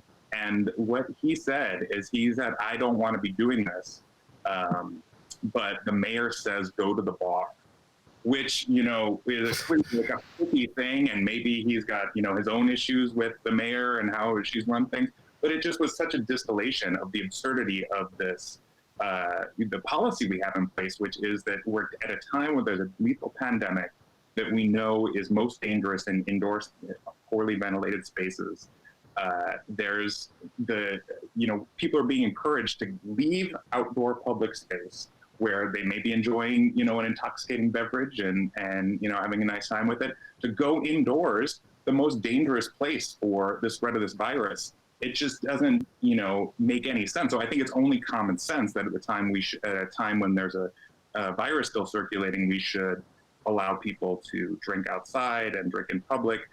The other primary reason I talk about is the extreme disparities in terms of enforcement and how it's really being used right now to go after working class people and specifically people of color. And that's true in Chicago. It's true in New York. It really tracks across the country when you look at the statistics. So if we want to achieve a level of racial justice, that's also that we need to look at this issue, because it's not, in Chicago, you could get between a $100 and $500 fine for public drinking, but you could also face up to 6 months in prison. And I think it's part of this broader issue of broken policing that kind of got its start during the 80s, but certainly still exists now, in which all these types of behaviors are criminalized and used as a avenue for police to have a touchstone in which to engage with people. And so you could search them, you could seize their belongings, arrest them, what have you. So I make the case that it's time. It's 2020.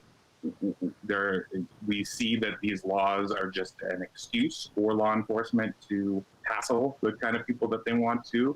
And we see it just doesn't make sense from a public health perspective to still be forcing people indoors at a time that there's a deadly pandemic. So, might not seem like the most important issue, but I think that at a time when the absurdity of our current laws are being put into clear view, that it's time to take on this issue once and for all.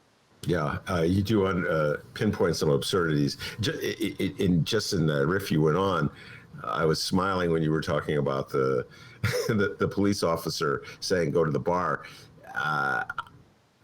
He was, I mean, essentially he was right on target. That's what the city is saying. Whether they literally, Mayor Lori Lightfoot literally said that, or he was speaking metaphorically, doesn't matter. That's what the city's policy is when it comes to the Lightfoot. We have a lot of fun making fun of the mayor and the lakefront and, you know, her various proclamations banning this, that, and the other thing. When you're absolutely correct, that's probably in the middle of a pandemic on the safest place to go if you're out, if you left your house.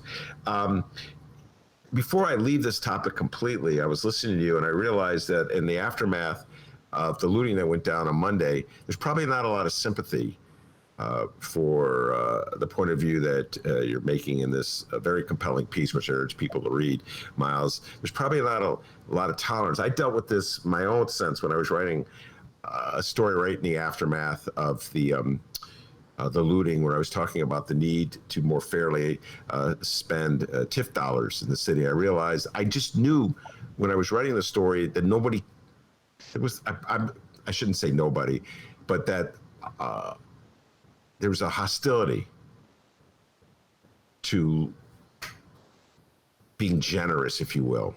There's a hostility toward being like these social liberal type programs at this moment. People have this impulse to strike back with a reactionary force. So much of the newspapers are filled with stuff. What we should do, lock people up, take their cars. The notion of like saying be a little more open-minded or liberal about public drinking, I would think would be part of the arguments that just swept away by this reactionary impulse. Do you have the same feeling? Well, I think, in fact, now is a time when there could be a movement to get some of these laws off the books. And a prime example of that is actually in New York, in the state Senate. There's a legislator there named Julia Salazar, who is a member of the Democratic Socialists of America. And she's just won her second primary, so she's pretty much slated to go back to Albany. And she's sponsoring a bill there that would take the open container laws off the books in New York City, at least through the course of the pandemic. And it is getting some support, including from people across the political spectrum, not just lefties like herself. And, I went on, I don't know, you probably know this, Ben, I wasn't too familiar, but Dan Proft has a show. He's kind of a Republican right-wing guy. And he wanted to have me on to talk about it. He agreed with it as well. And if you read like Reason Magazine, the area of the left, they are also promoting relaxing public drinking laws, and on the basis that this is a way to expand personal freedom, and personal autonomy, and a way to cast off so many of these repressive laws that police our behavior that are on the books. And I think that people from across, broad political spectrums can get behind this. And we realize that, I think there is, and I talk about this in the piece, that there is this kind of puritanical spirit that animates a lot of the opposition to this. And it's a remnants of the prohibition movement, the pro-temperance movement that has been in this country for over a century now. And so I see what you're saying, that, there is more of a push in the wake of some of these moving experiences that happening at the long approach. But I think we're at a point where we need to be having less prisons, and I think that's clear because that was kind of the bipartisan consensus even a few years ago. And I think we're still kind of moving in that direction. We need to take less, we imprison more people than any country in the world, including communist China. And it's costs an immense amount of money. The whole legal system, just putting people through, having to go to court, all of this, we could avoid a lot of that. And at a time when, as I said, there's a deadly pandemic that involves us to focus all of our energy on it, we should probably have our law enforcement and our, government agencies focused on other issues than handing people a ticket for drinking a Corona outside. I just think that's pretty much common sense. I listen.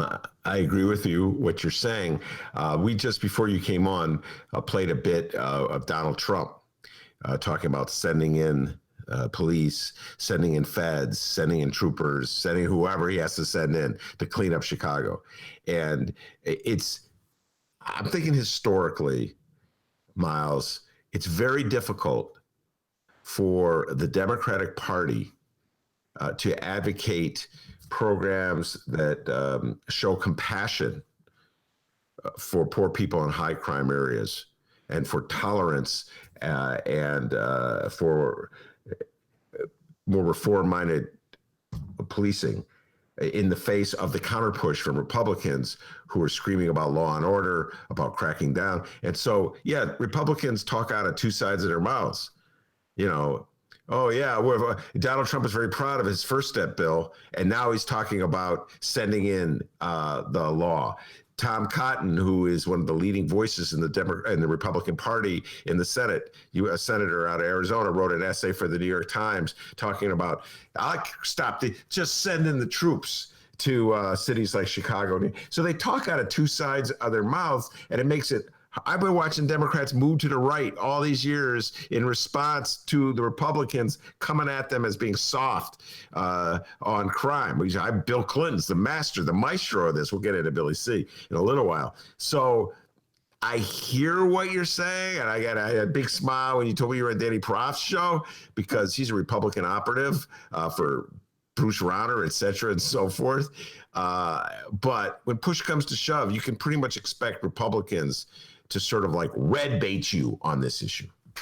Yeah, well, and what I talk about in the piece, I open myself up for plenty of red baiting because I talk about how it was, in fact, socialists who helped to lead the charge I talk about in 1929 in Wisconsin in the legislature, the famous sewer socialists who, originally that was used as a knock on them, but in fact it was a badge of honor, I think, because it was exemplified their success at public works. They had one of the best sewer systems in the country, and just in terms of providing public service in Milwaukee and around the state of Wisconsin, they overturned their prohibition enforcement law years before prohibition was officially ended in the United States because socialists helped to lead the charge, and they did it through arguments around these are ways that we're just having our behavior further policed. Also, at the time, the prohibition, some folks probably know this, it was being enforced not just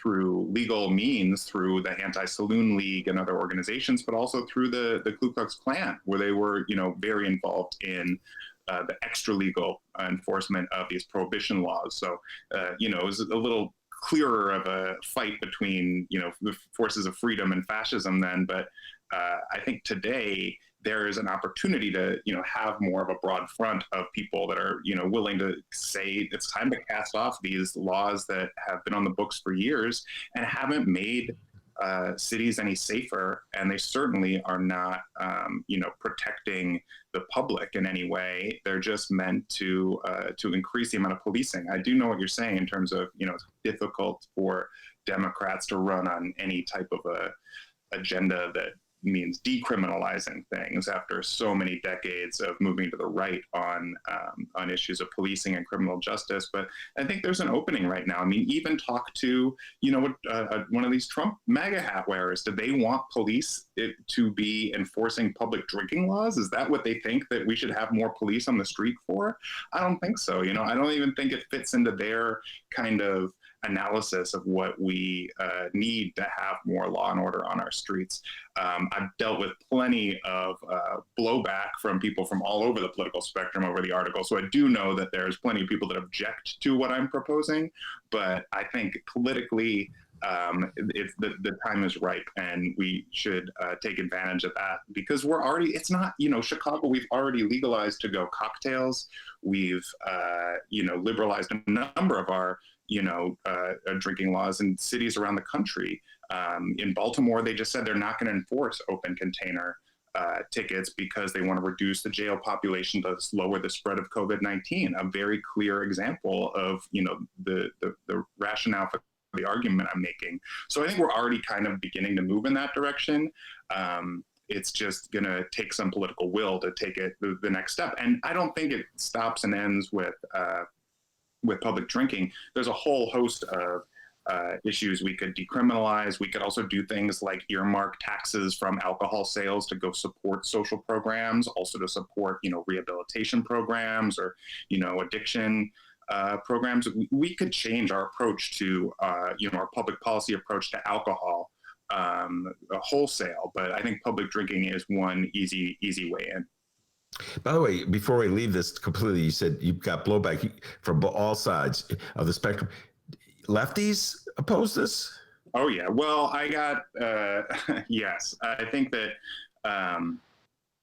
oftentimes my critics online, at least, tend to come from the, what they would say is, far left or ultra left, farther left than I. There was some of that around this article, but it was also just general dismay. But I think even among people on the left or liberals, there is this idea that has been implanted in people's minds that if we allow people to partake in alcoholic beverages in public, that somehow our public life is going to completely deteriorate. There's going to be fights on all the corners. There's going to be, more drunk driving, which is something I also talk about in the piece, and how obviously we need to not endorse or allow drunk driving whatsoever. But there would probably be less of it if people were able to drink outdoors and didn't have to drive to bars and so forth.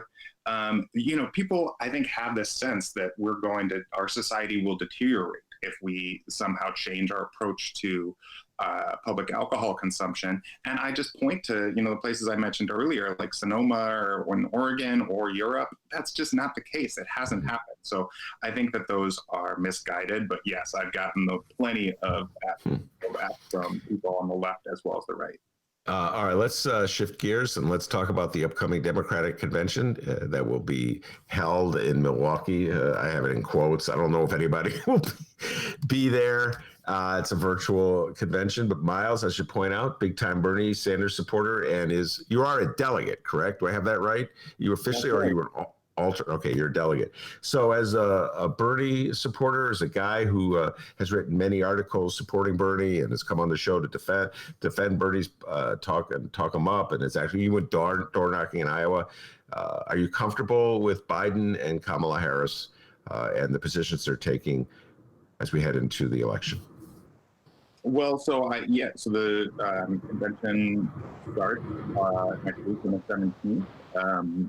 I will not be physically present, as they have gone pretty much all virtual. I think even Biden himself is going to be speaking from Delaware rather than traveling to Milwaukee. I just submitted my official ballot as a delegate, and I voted, as you can imagine, for Bernie Sanders rather than Joe Biden. So, as Bernie delegates across the country are doing, that shows. It's a clear showing of where my politics are and what direction I want to see the Democratic Party and the entire country move in. I also voted against the Democratic platform, largely because while, it is being hailed as the most progressive platform in modern Democratic Party history, it doesn't include an endorsement of Medicare for all, which to me is, establishing healthcare as a human right rather than a privilege. I think it's a bedrock principle that everybody who calls themselves, progressive or even a Democrat, honestly should believe in. I mean, this is not the first time we're hearing about this. Truman, even JFK, we've heard, calls for universal health care throughout this country's history. And It's massively popular, even among Democrats. It's like almost 80% of, or over 80% of Democrats, but almost 80% of the public is behind the idea of universal health care. So I think it's past time that the Democrats, the Democratic Party, officially got on board. I don't think a platform means everything. Clearly, there will be plenty of pressure placed on a potential Biden-Harris administration from the left on issues from healthcare to climate. You have it. So I expect that regardless of what the platform says, that people on the left will continue to be pushing this ticket. What I'll say is, in terms of the selection of Harris, that is not who I think. I'm on this show talking about how I wanted Pramila Jayapal to be the pick. I know she was not really even under consideration. I think there were other more progressive options, obviously Elizabeth Warren, even Karen Bass. But out of the options, also Harris was certainly not the worst. I mean, Biden could have gone in a much more conservative direction. Thank goodness that Amy Klobuchar took herself out of the running. We could have gone down that road. I think that she's no doubt, she's been far more open to progressive policies than Tim Kaine, for example, ever was, who was Hillary Clinton's running mate. And in that way, I think it's some level of progress. I mean, Kamala Harris was one of the first people to sign on to Bernie's most recent Medicare for All bill. She later kind of reneged and introduced her own more watered down version. But if you watch the video of her expressing her support for it, she talks, passionately about what I just said about the reason healthcare should be a human right. She's also back to things like the Green New Deal. She has a pretty progressive voting record. She now is on. She has voiced support for a plan pushed forward by Rashida Tlaib, another Democratic socialist, to guarantee everyone $2,000 a month direct cash payments throughout the course of the pandemic.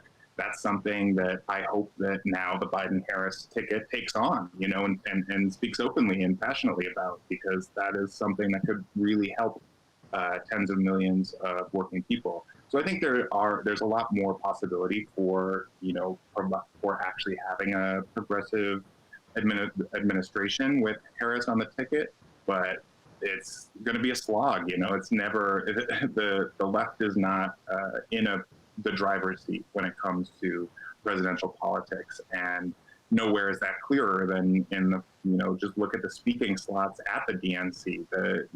Michael Bloomberg is going to have more speaking time than Alexandria Ocasio-Cortez. I think John Kasich who's not even a Democrat, he's a Republican. So I think it shows the priorities of the establishment right now. You remember back in 2004, that's when Barack Obama was given the opportunity, because he was such a rising star in the party, and he gave this passionate speech at the DNC nominating John Kerry, which helped to launch his national political career.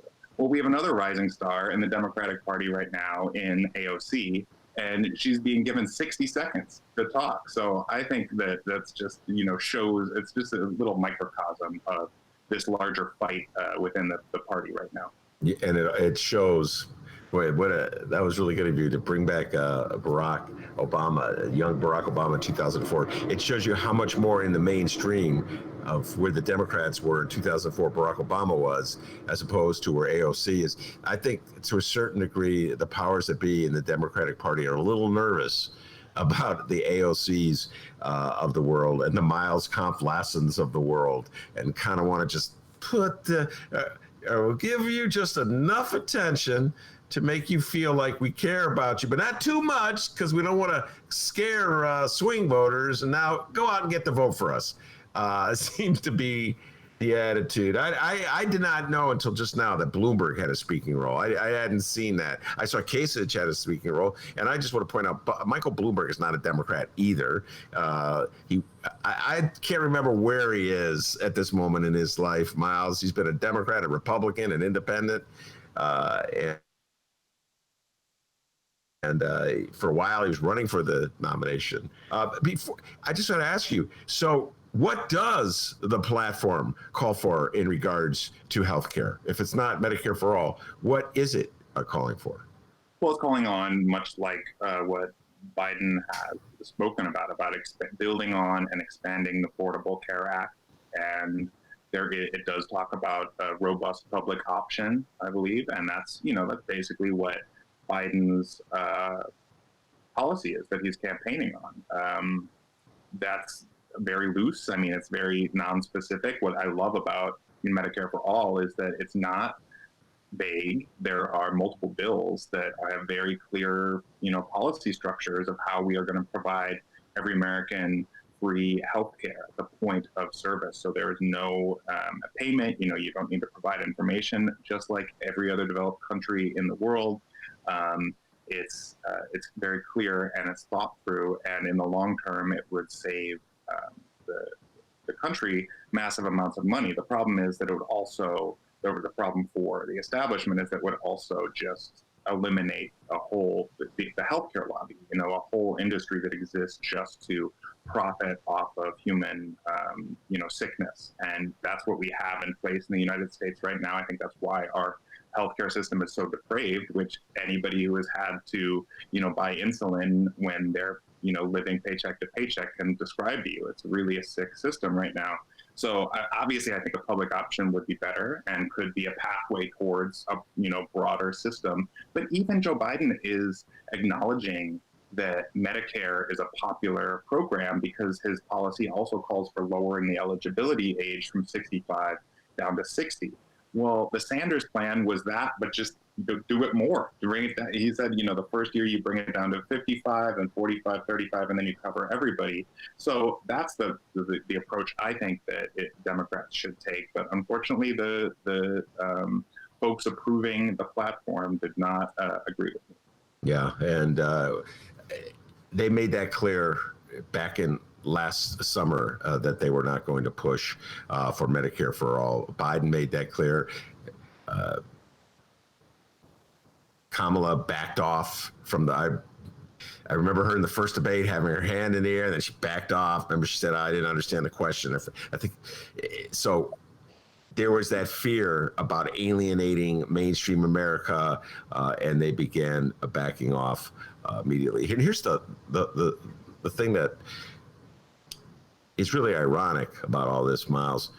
These are popular programs. And so Donald Trump, for all his insanity,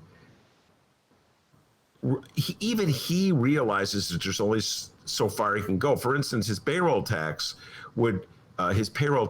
deference, I should say, would undercut Medicare. So and Social Security. So there has to be people in the Republican Party advising him, go easy on that. You do not want to go into a campaign looking as though you're saying you want to get rid of Medicare or seriously wound Medicare. That would hurt you with older people. Similarly, I saw just a headline, I haven't had a chance to read the article. I'm sure it's a very misleading headline, but Donald Trump is backing off on his proposals for cutting the post office, is saying the post office needs more money. I just saw this.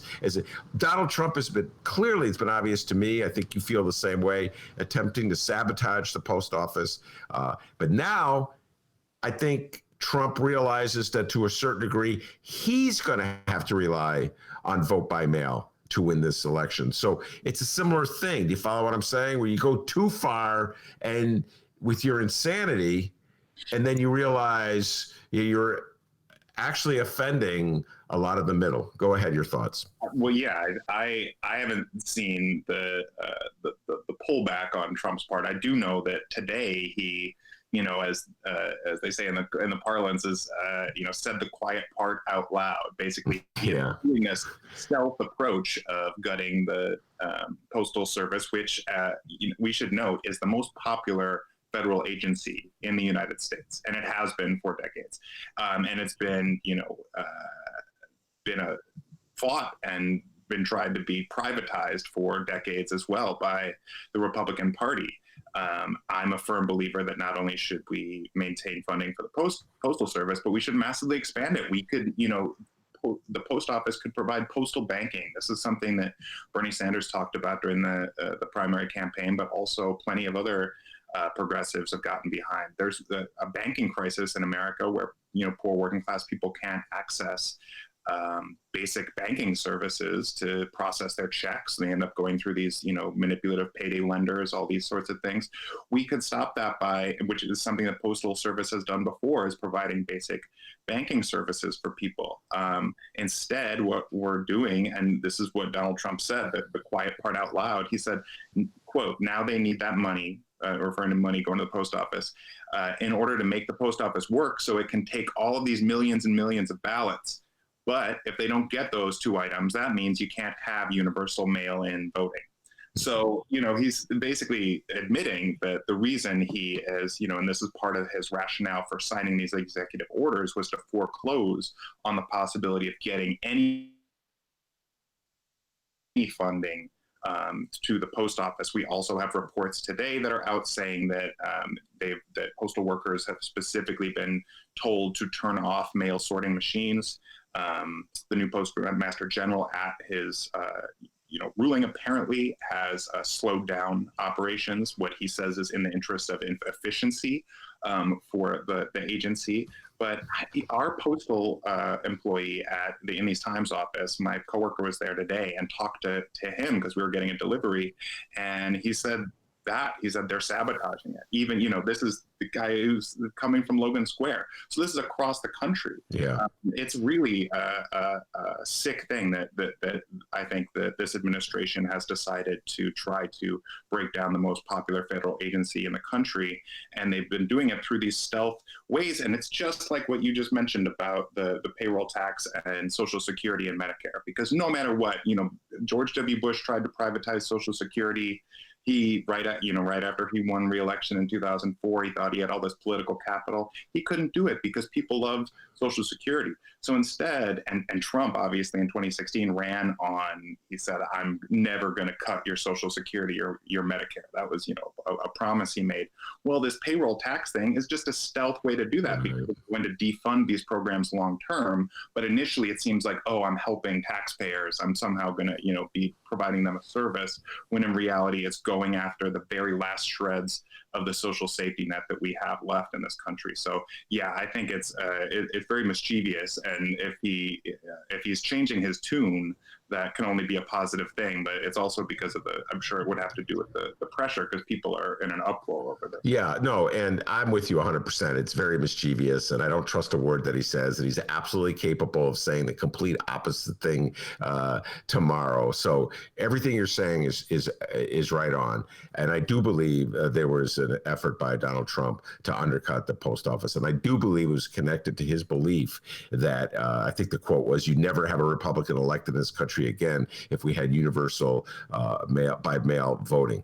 I also realize that in the last month or so, operatives in the Republican Party have come to the conclusion that they need mail-in voting as much as the Democrats. And so what the Republicans are trying to do is to figure out, this is a tough one, figure out a way to have mail-in voting that helps them but hurts Democrats. And Miles, it's like, I'm watching Trump do this. So he's like, it works in Florida, but it doesn't work in Illinois, but everywhere, Donnie, wherever you run, you're going to need mail-in because people don't want to go to the polls. You're going to need it in Wisconsin. If you're going to win in Wisconsin, you're going to need it, obviously, in Florida, North Carolina. So I don't know how, Miles, they're going to figure that. I know they're sneaky and mischievous and they lie, and there are no principles whatsoever to the Republican Party. I understand that. But I don't know how they can pull this one off where you encourage mail-in voting so it helps Republicans, but turn it into this ominous hoax, so it hurts Democrats. I don't know how they can pull that off. Do you have any? Go ahead. I don't either, but there is nothing that has ceased to amaze me about this administration. So I don't think, whatever they're going to try to, because we've talked about this. I think that at this point, this administration has realized and come to terms with the fact that the Republican Party, by and large, right now is minoritarian, meaning that they, a minority of the country supports them and the agenda that they are pushing. So how do you win a Democratic vote? Well, you don't win a Democratic vote, but you can win an election that you kind of shape through various mechanisms. And that means suppression of the vote in areas where there is heavily Democratic turnout, largely areas of color, where we've seen, having the Voting Rights Act shredded, all these different efforts to disenfranchise voters of color, poor voters, people in urban areas, long wait lines, all these various things. But, what really is the concern, I think, is, and would cause a real crisis in our democracy, is if on election night, we don't have a clear answer and Donald Trump has his administration, sees the ballots and they decide to count them themselves, at a different number or something. These are the type of extreme possibilities that I think we are not familiar with as a country in terms of how to deal with. And then that would just set the stage for a legal result rather than an actual democratic result. And I think we saw a version of that in 2000, with the Supreme Court ruling in Florida. But we could see a more extreme version of it now, which is why I am a firm believer, despite all of my apprehensions about the possibilities for progressive priorities being realized under a Joe Biden administration.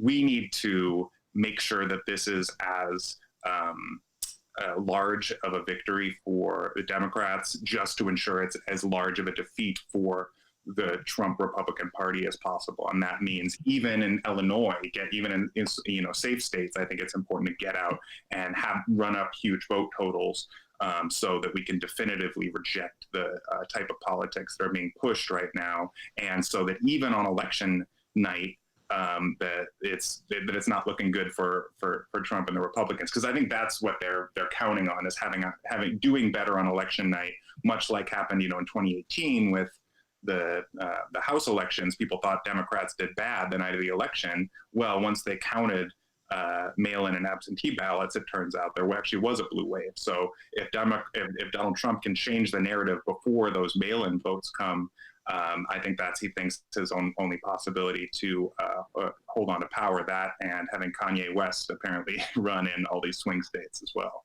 Yeah. By the way, Democrats, you got to approach this presidential election like it's an aldermanic election in the city of Chicago.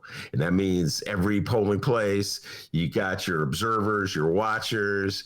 That's how, when you get in Chicago, I guess the lower the stakes, the more contentious the fights. But when you get into some of these aldermanic elections, you get room, they're counting the ballots. Everybody's got their people in the room watching. And I think that across the board, I'm hoping the Democrats realize the scope of what they're up against and prepare for it, Miles, because you're absolutely correct. The Republicans will do whatever they can to win that electoral college. And they pretty much conceded that they're never going to win a majority because the overwhelming majority of people in this country despise what they stand for, whether they vote or not. All right, we'll close it down with this. My current obsession, drag you into it, see how you deal with it. William Jefferson Clinton, I am sick and tired of his presence at Democrat functions, at state funerals. I think that the Democrats would be wise to cut the cord with this man and let him go his own way. I'm not saying Hillary Clinton, so calm down, Hillary lovers out there. I'm saying Bill Clinton. I've written about it. I've talked about it. I make every guest who comes on this show address it. And so I'm going to ask you, Miles, your thoughts. You're about to head off to the same convention, virtually speaking, where Bill Clinton will be speaking. So do you welcome Bill Clinton into the party that you represent? I think Bill Clinton has long been an albatross around the neck of the Democratic Party. I think that there's no doubt that at this point, his version of politics have been roundly rejected ideologically, and you just see that by look at the choice of Kamala Harris. What people have said is that she's kind of a weather vane, so to speak, meaning she'll change her positions going along with where the political winds are. I think that's partially, but that could be good, because if we build the political winds to say, we need Medicare for all, we need a Green New Deal, we need, to tax the rich to fund social programs, then, that can help to move somebody like Kamala Harris.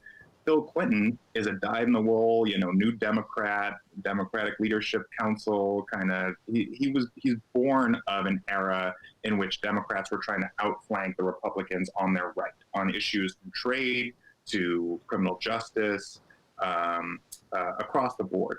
And what we have is, this legacy of neoliberalism that I think really resulted in the victory of Trump over Hillary in 2016.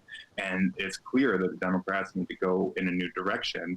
I'll also say that, Bill Clinton, I don't need to hear Bill Clinton giving me his views on Stokely Carmichael. He could be given those views on the Lolita Express for all I care on his way to Little St. James, This is somebody who I think just personally is just such an objectionable individual based on his, his personal behavior and his, dalliances with people like Jeffrey Epstein and this, really sick world of the elite, both politically and economically in our country. And we just need to say bye-bye to that. I think that, if anything, AOC should be given Bill Clinton's spot, and he should, go off and do something. I'm with you. I hadn't thought of that. There we go. We just figured it out. Billy, do something else. AOC, you get his spot. Let's call it a day. But yeah. If I can really quick, also, I just want to point out, look what happened in the past couple months. AOC, if you saw media narratives a couple months ago, they were all, the squad is just, holding on to power. They're just, they're facing these massive challenges. Are they going to be able to survive? AOC won with over 70% of the vote. Rashida Tlaib, almost 70% of the vote. Ilhan Omar, Ayanna Pressley. And we're seeing people like Jamal Bowman and Cori Bush take out these longtime Democratic incumbents. The wave is happening. People are ready for, they're seeing, our current political order break down, and they're ready for a new approach. And I think AOC is a great representative of where that's moving. And Bill Clinton is just a dinosaur. He's from the past, and we're done with it. So yeah, I think that's give AOC the speaking slot. Let her speak. Let her speak. Well, in defense of dinosaurs, it's not. This is some old guy speaking. It's not Bill Clinton's age that I object to. Like if Jimmy Carter at age 95, I want to say, were here, I would applaud him because he's been perfect example. A great ex-president who extols democratic values wherever he goes, and speaks his mind. And I just think he's been a virtuous man for the last 40 years. If he were brought on, even if it was just 60 seconds to wave, I would be applauding Jimmy Carter. I just feel Billy Clinton, you put it flying around with Jeffrey Epstein, you've lost all credibility, and your little way you twist your story to fit whatever they got on you. You're like, well, I don't think they got the evidence that I was on the airplane, so I say I wasn't on the airplane. Then they find out they have this is so classic Clinton. Turns out they got the flight logs. I better say, well, no, it was 5 times. You know what I'm saying, Miles? I'm like, man. It might be that he just didn't know what the definition of is. That's like, man, we're going to close it where we began it. That was like that sheriff down in Florida, man. What a trip this dude is. He ordered all his deputies not to wear masks.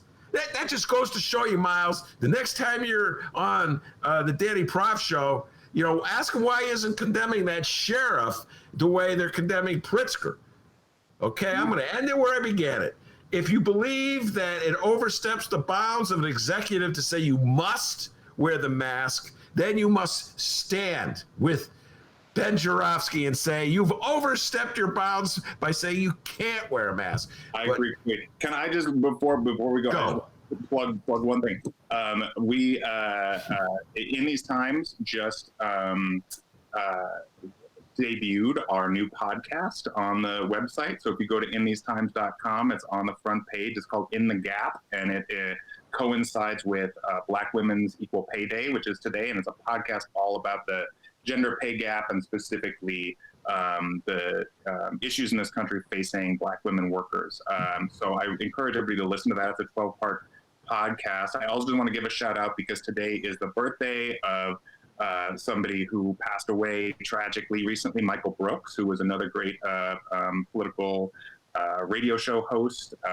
He died a number of weeks ago, but today would have been his birthday. So I just want to give a shout out to Michael Brooks, rest in power, and just say how important I think it is to have shows like this that really give voice to alternative political perspectives. So long live the Ben Joravsky Show.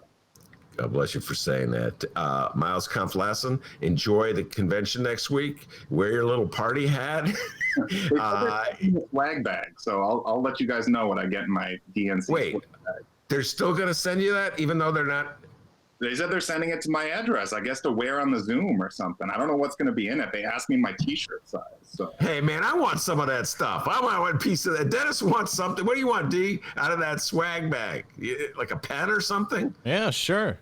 Hey, maybe they'll give us koozies so we can go drink outside. Are you gonna cut your hair for this? You're gonna keep it. Your hair's no. Okay. Good. I was gonna say you're long enough to have a ponytail now. I know. Well, I'm not going to go pony for the DNC, but I'm going to let the locks, so they'll know I'm one of those, young hippies. All right. Now we always say how much you look like Jim Morrison. That's like a standard refrain in our show, and you do look a lot like Jim Morrison. So, favorite Doors song of all time? Go. I think it's got to be "Light My Fire." I just love that that piano solo. You can't beat it. It's just it'll blow your mind every time.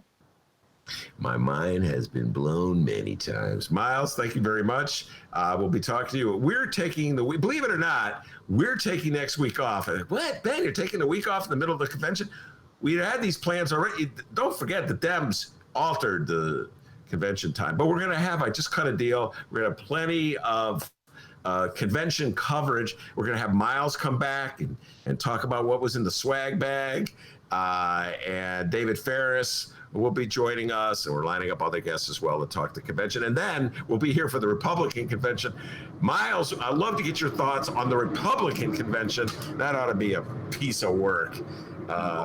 Maybe they'll invite Sheriff Woods to give his speech on liberty and how somehow or other it's an infringement of liberty to if you make somebody wear a mask, but it's not if you say they can't wear a mask. Anyway, Miles, take care. Stay safe and sound. We'll talk to you in about 2 weeks, all right? Sounds good. See y'all. All right, that's the great Miles Kampf-Lassin. D, you got any updates for me? Absolutely, I do. Should they stay or should they go? That's the question Chicago Public Schools have been posed when it comes to their school police. And right now, in my face, is a short list of schools who have made up their mind. Shout out to Block Club Chicago. They seem to be the only media source in the city who has been keeping us up to date on this. Keep up the great work, Block Club. All right, so Ben, I have these schools. We're going to do what we always do here. We're going to ask you. Well, first we're going to let everybody know, new time listeners, if you haven't heard us do this before, get ready to hear how much absurd knowledge this guy knows about high schools. Kind of a nerd, but it works out well for this program. Schools, I don't know. Go ahead. There's a lot. I got quite a few schools here. Looks like they've a lot of them have made up their mind here. So I'll list the school. You tell us what you know, and then you guess if they decided to say peace to the police or please stay, okay? Wow. Did you just make that up? Just made it up. Wow, man. Yeah. Yo. Oh, also, hey, in these times, if a producer of that podcast, I don't know, just falls off the face of the earth, I'm your guy. Look me up, all right? Dennis, hit me up. I'll produce that thing for a cheap price. All right, here we go. Our first high school, George Washington High School. Ben, tell us what you know about George Washington High School. Well, I'll tell you who went there. Alderwoman Sue Sadlowski Garza, southeast side of Chicago. All right. Okay. She's a graduate of Washington High School. They had a great basketball team in about, about 2007? They battled, what a ferocious showdown. They battled Simeon. D. Rose was on Simeon. You remember those D. Rose teams, D? Absolutely. Washington gave them a tough game, I think in like the Christmas tournament, and D. Rose was not happy. And he was dropping threes when they played him in the city. Boom, boom. So I mean, D. Rose could shoot the three. Anyway, sorry. No, that was the part. I asked you to tell us, and you delivered. All right, now that's a tough one, but I'm going to say they voted to keep the cops. George Washington High School, in a 6-5 vote, so narrow, George Washington High School decided to remove their police. Yeah, all right. You could have gone either way. I remember I made this observation, D. Made this observation. We've been playing this game. Schools with a heavy concentration of Latinx population have been quicker to get rid of the police, vote to get rid of the police. Schools that with a high concentration of African American kids, they've been more likely in the early voting to keep the cops. And Washington's a school with a balance. That's why that reflects that 6-5 vote, D. Very close vote. All right. Here's a quote from Trinity Cologne, a rising junior and the council's role student representative. Quote, "We have to open our eyes and see that our community is obviously done with the student resource officers at George Washington High School." All right, up next, I was going to keep him on the line and see if he could guess, but Miles Kampf-Lassin, he actually looks at the internet and he's very current with the news, so he would probably know the answer. You know what I mean? So I decided, maybe we shouldn't ask Miles Kampf-Lassin. But Whitney Young High School has made their decision. Ben, please let all these listeners know what you know about Whitney Young. Well, first of Miles, proud graduate of Whitney Young High School. And what's their mascot again? Who was it? The Dolphins. We're the Dolphins. Well, Whitney Young, let's see. I would say, now this is interesting. I'm going to say this tough one. These are hard because these schools got mixed groups that come from all the city. What the heck? I'm going to flip a coin. Hold on. Oh. I say they voted to remove. Did you have a coin just sitting right there?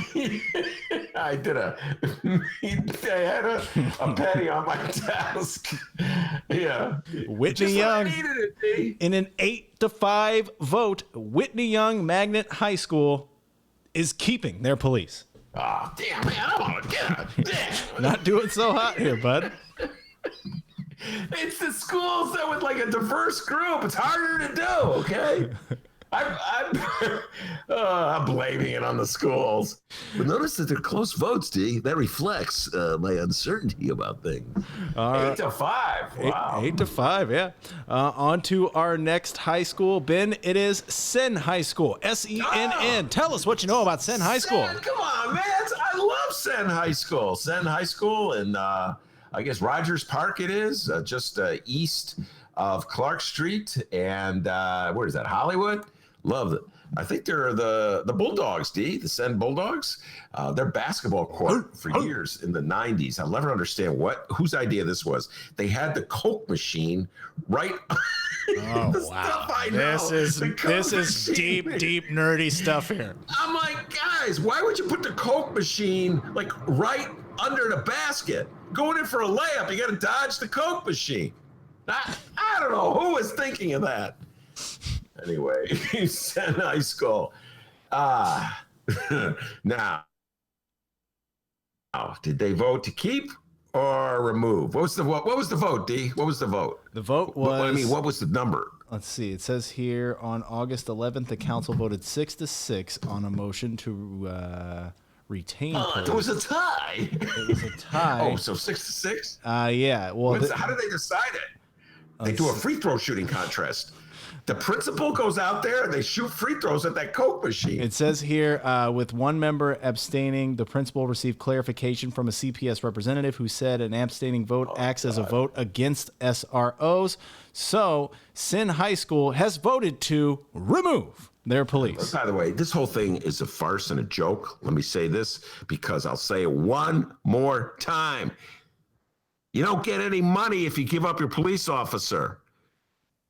It's like, oh, yeah, we're not going to give you extra money to hire a counselor or anything. And by the way, they're not even in school right now, D. So I don't know.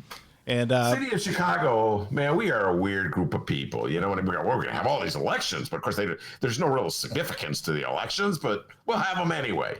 And you won't find him by the Coke machine. I tell you that much, all right? Not Ben Joravsky. All right. Brianna on the live stream chat, so sorry for scaring you with that dolphin noise. It was a little too hot. Came in a little hot, that dolphin noise. Sorry about that. All right. Up next, it is Simeon Career Academy. Ben, tell us what you know about Simeon. Come on, I just got finished saying Simeon. Outstanding basketball teams for years and years and years on the south side of Chicago and Vincennes. And there's a new Simeon. Well, it's not that new anymore, but Simeon used to be housed, I'm not making this up, in an old Kroger warehouse. That's Kroger's, the old shopping store, grocery store. My grandpa was a butcher for Kroger back home. Right? Yeah. And it was a warehouse, man. I wrote a story. I couldn't believe it. Like, what a dump that was, and they allowed it to exist for years and years.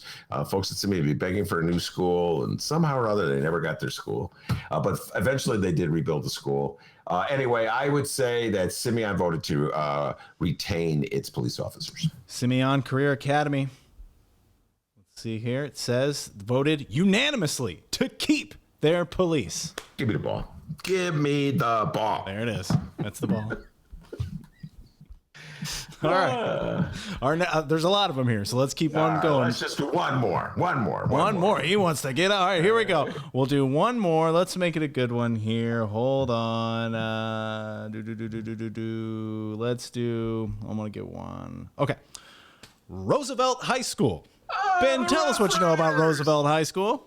I know so much about the Rough Riders. Roosevelt High School, right there on Kimball and Wilson, not far from where a young Dr. D lives. Literally right across the street. Love the Rough Riders. Big fan of the Roosevelt Rough Riders. Manny Weincourt, the legendary coach of the Roosevelt Rough Riders basketball team, one of the greatest coaches in the history of Chicago basketball. That is, I would think it's a majority Hispanic school. I'm saying they voted to remove. It's also Rosanna ward. So Rodriguez's ward. I'll bet you anything they voted to remove their police officers. Roosevelt High School voted 6-3 to end their police. Give me the ball. Give me the ball. You had it. I gave it to you already. All right. See this pattern, folks? Black schools voting to keep, Latinx schools voting to remove. Just a pattern I've noticed since we started having this exercise. All right, and let's just do a quick, I'll run these down here. Westinghouse High School voted 6-4 in favor to keep their police. North Grand High School voted unanimously to keep their police. Uplift Community High School voted 8-1 against their police. Curie High School, one of the largest schools in Chicago, voted 7-4 to remove their police. Mather High School voted 6-4 in favor of removing. Lane Tech, it says here they voted 9-3 to remove their police. And Back of the Yards College Prep narrowly voted against police in school. Yeah, like I said, every one of those schools that voted to remove the police was a majority Hispanic school, and every school that voted to kick out the police that you named was a majority black school, I think. So some patterns holding there. By the way, D, for 10 trivia points, don't get nervous. Who do you know that graduated from Curie High? Marie Haddon. She's not even from Chicago. El Dragon. Oh, Adolfo Mondragon. Yeah, I always did the pride and joy of Curie High. Come on, D. Anyway, all right, enough of that.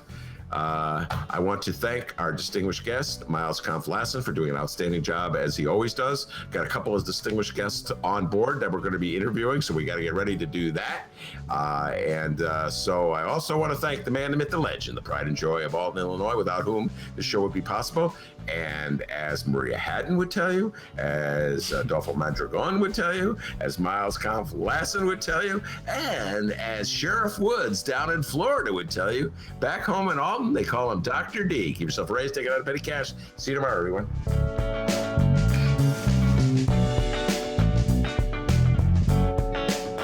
That's correct. That's correct. Face coverings. Face coverings. Face coverings.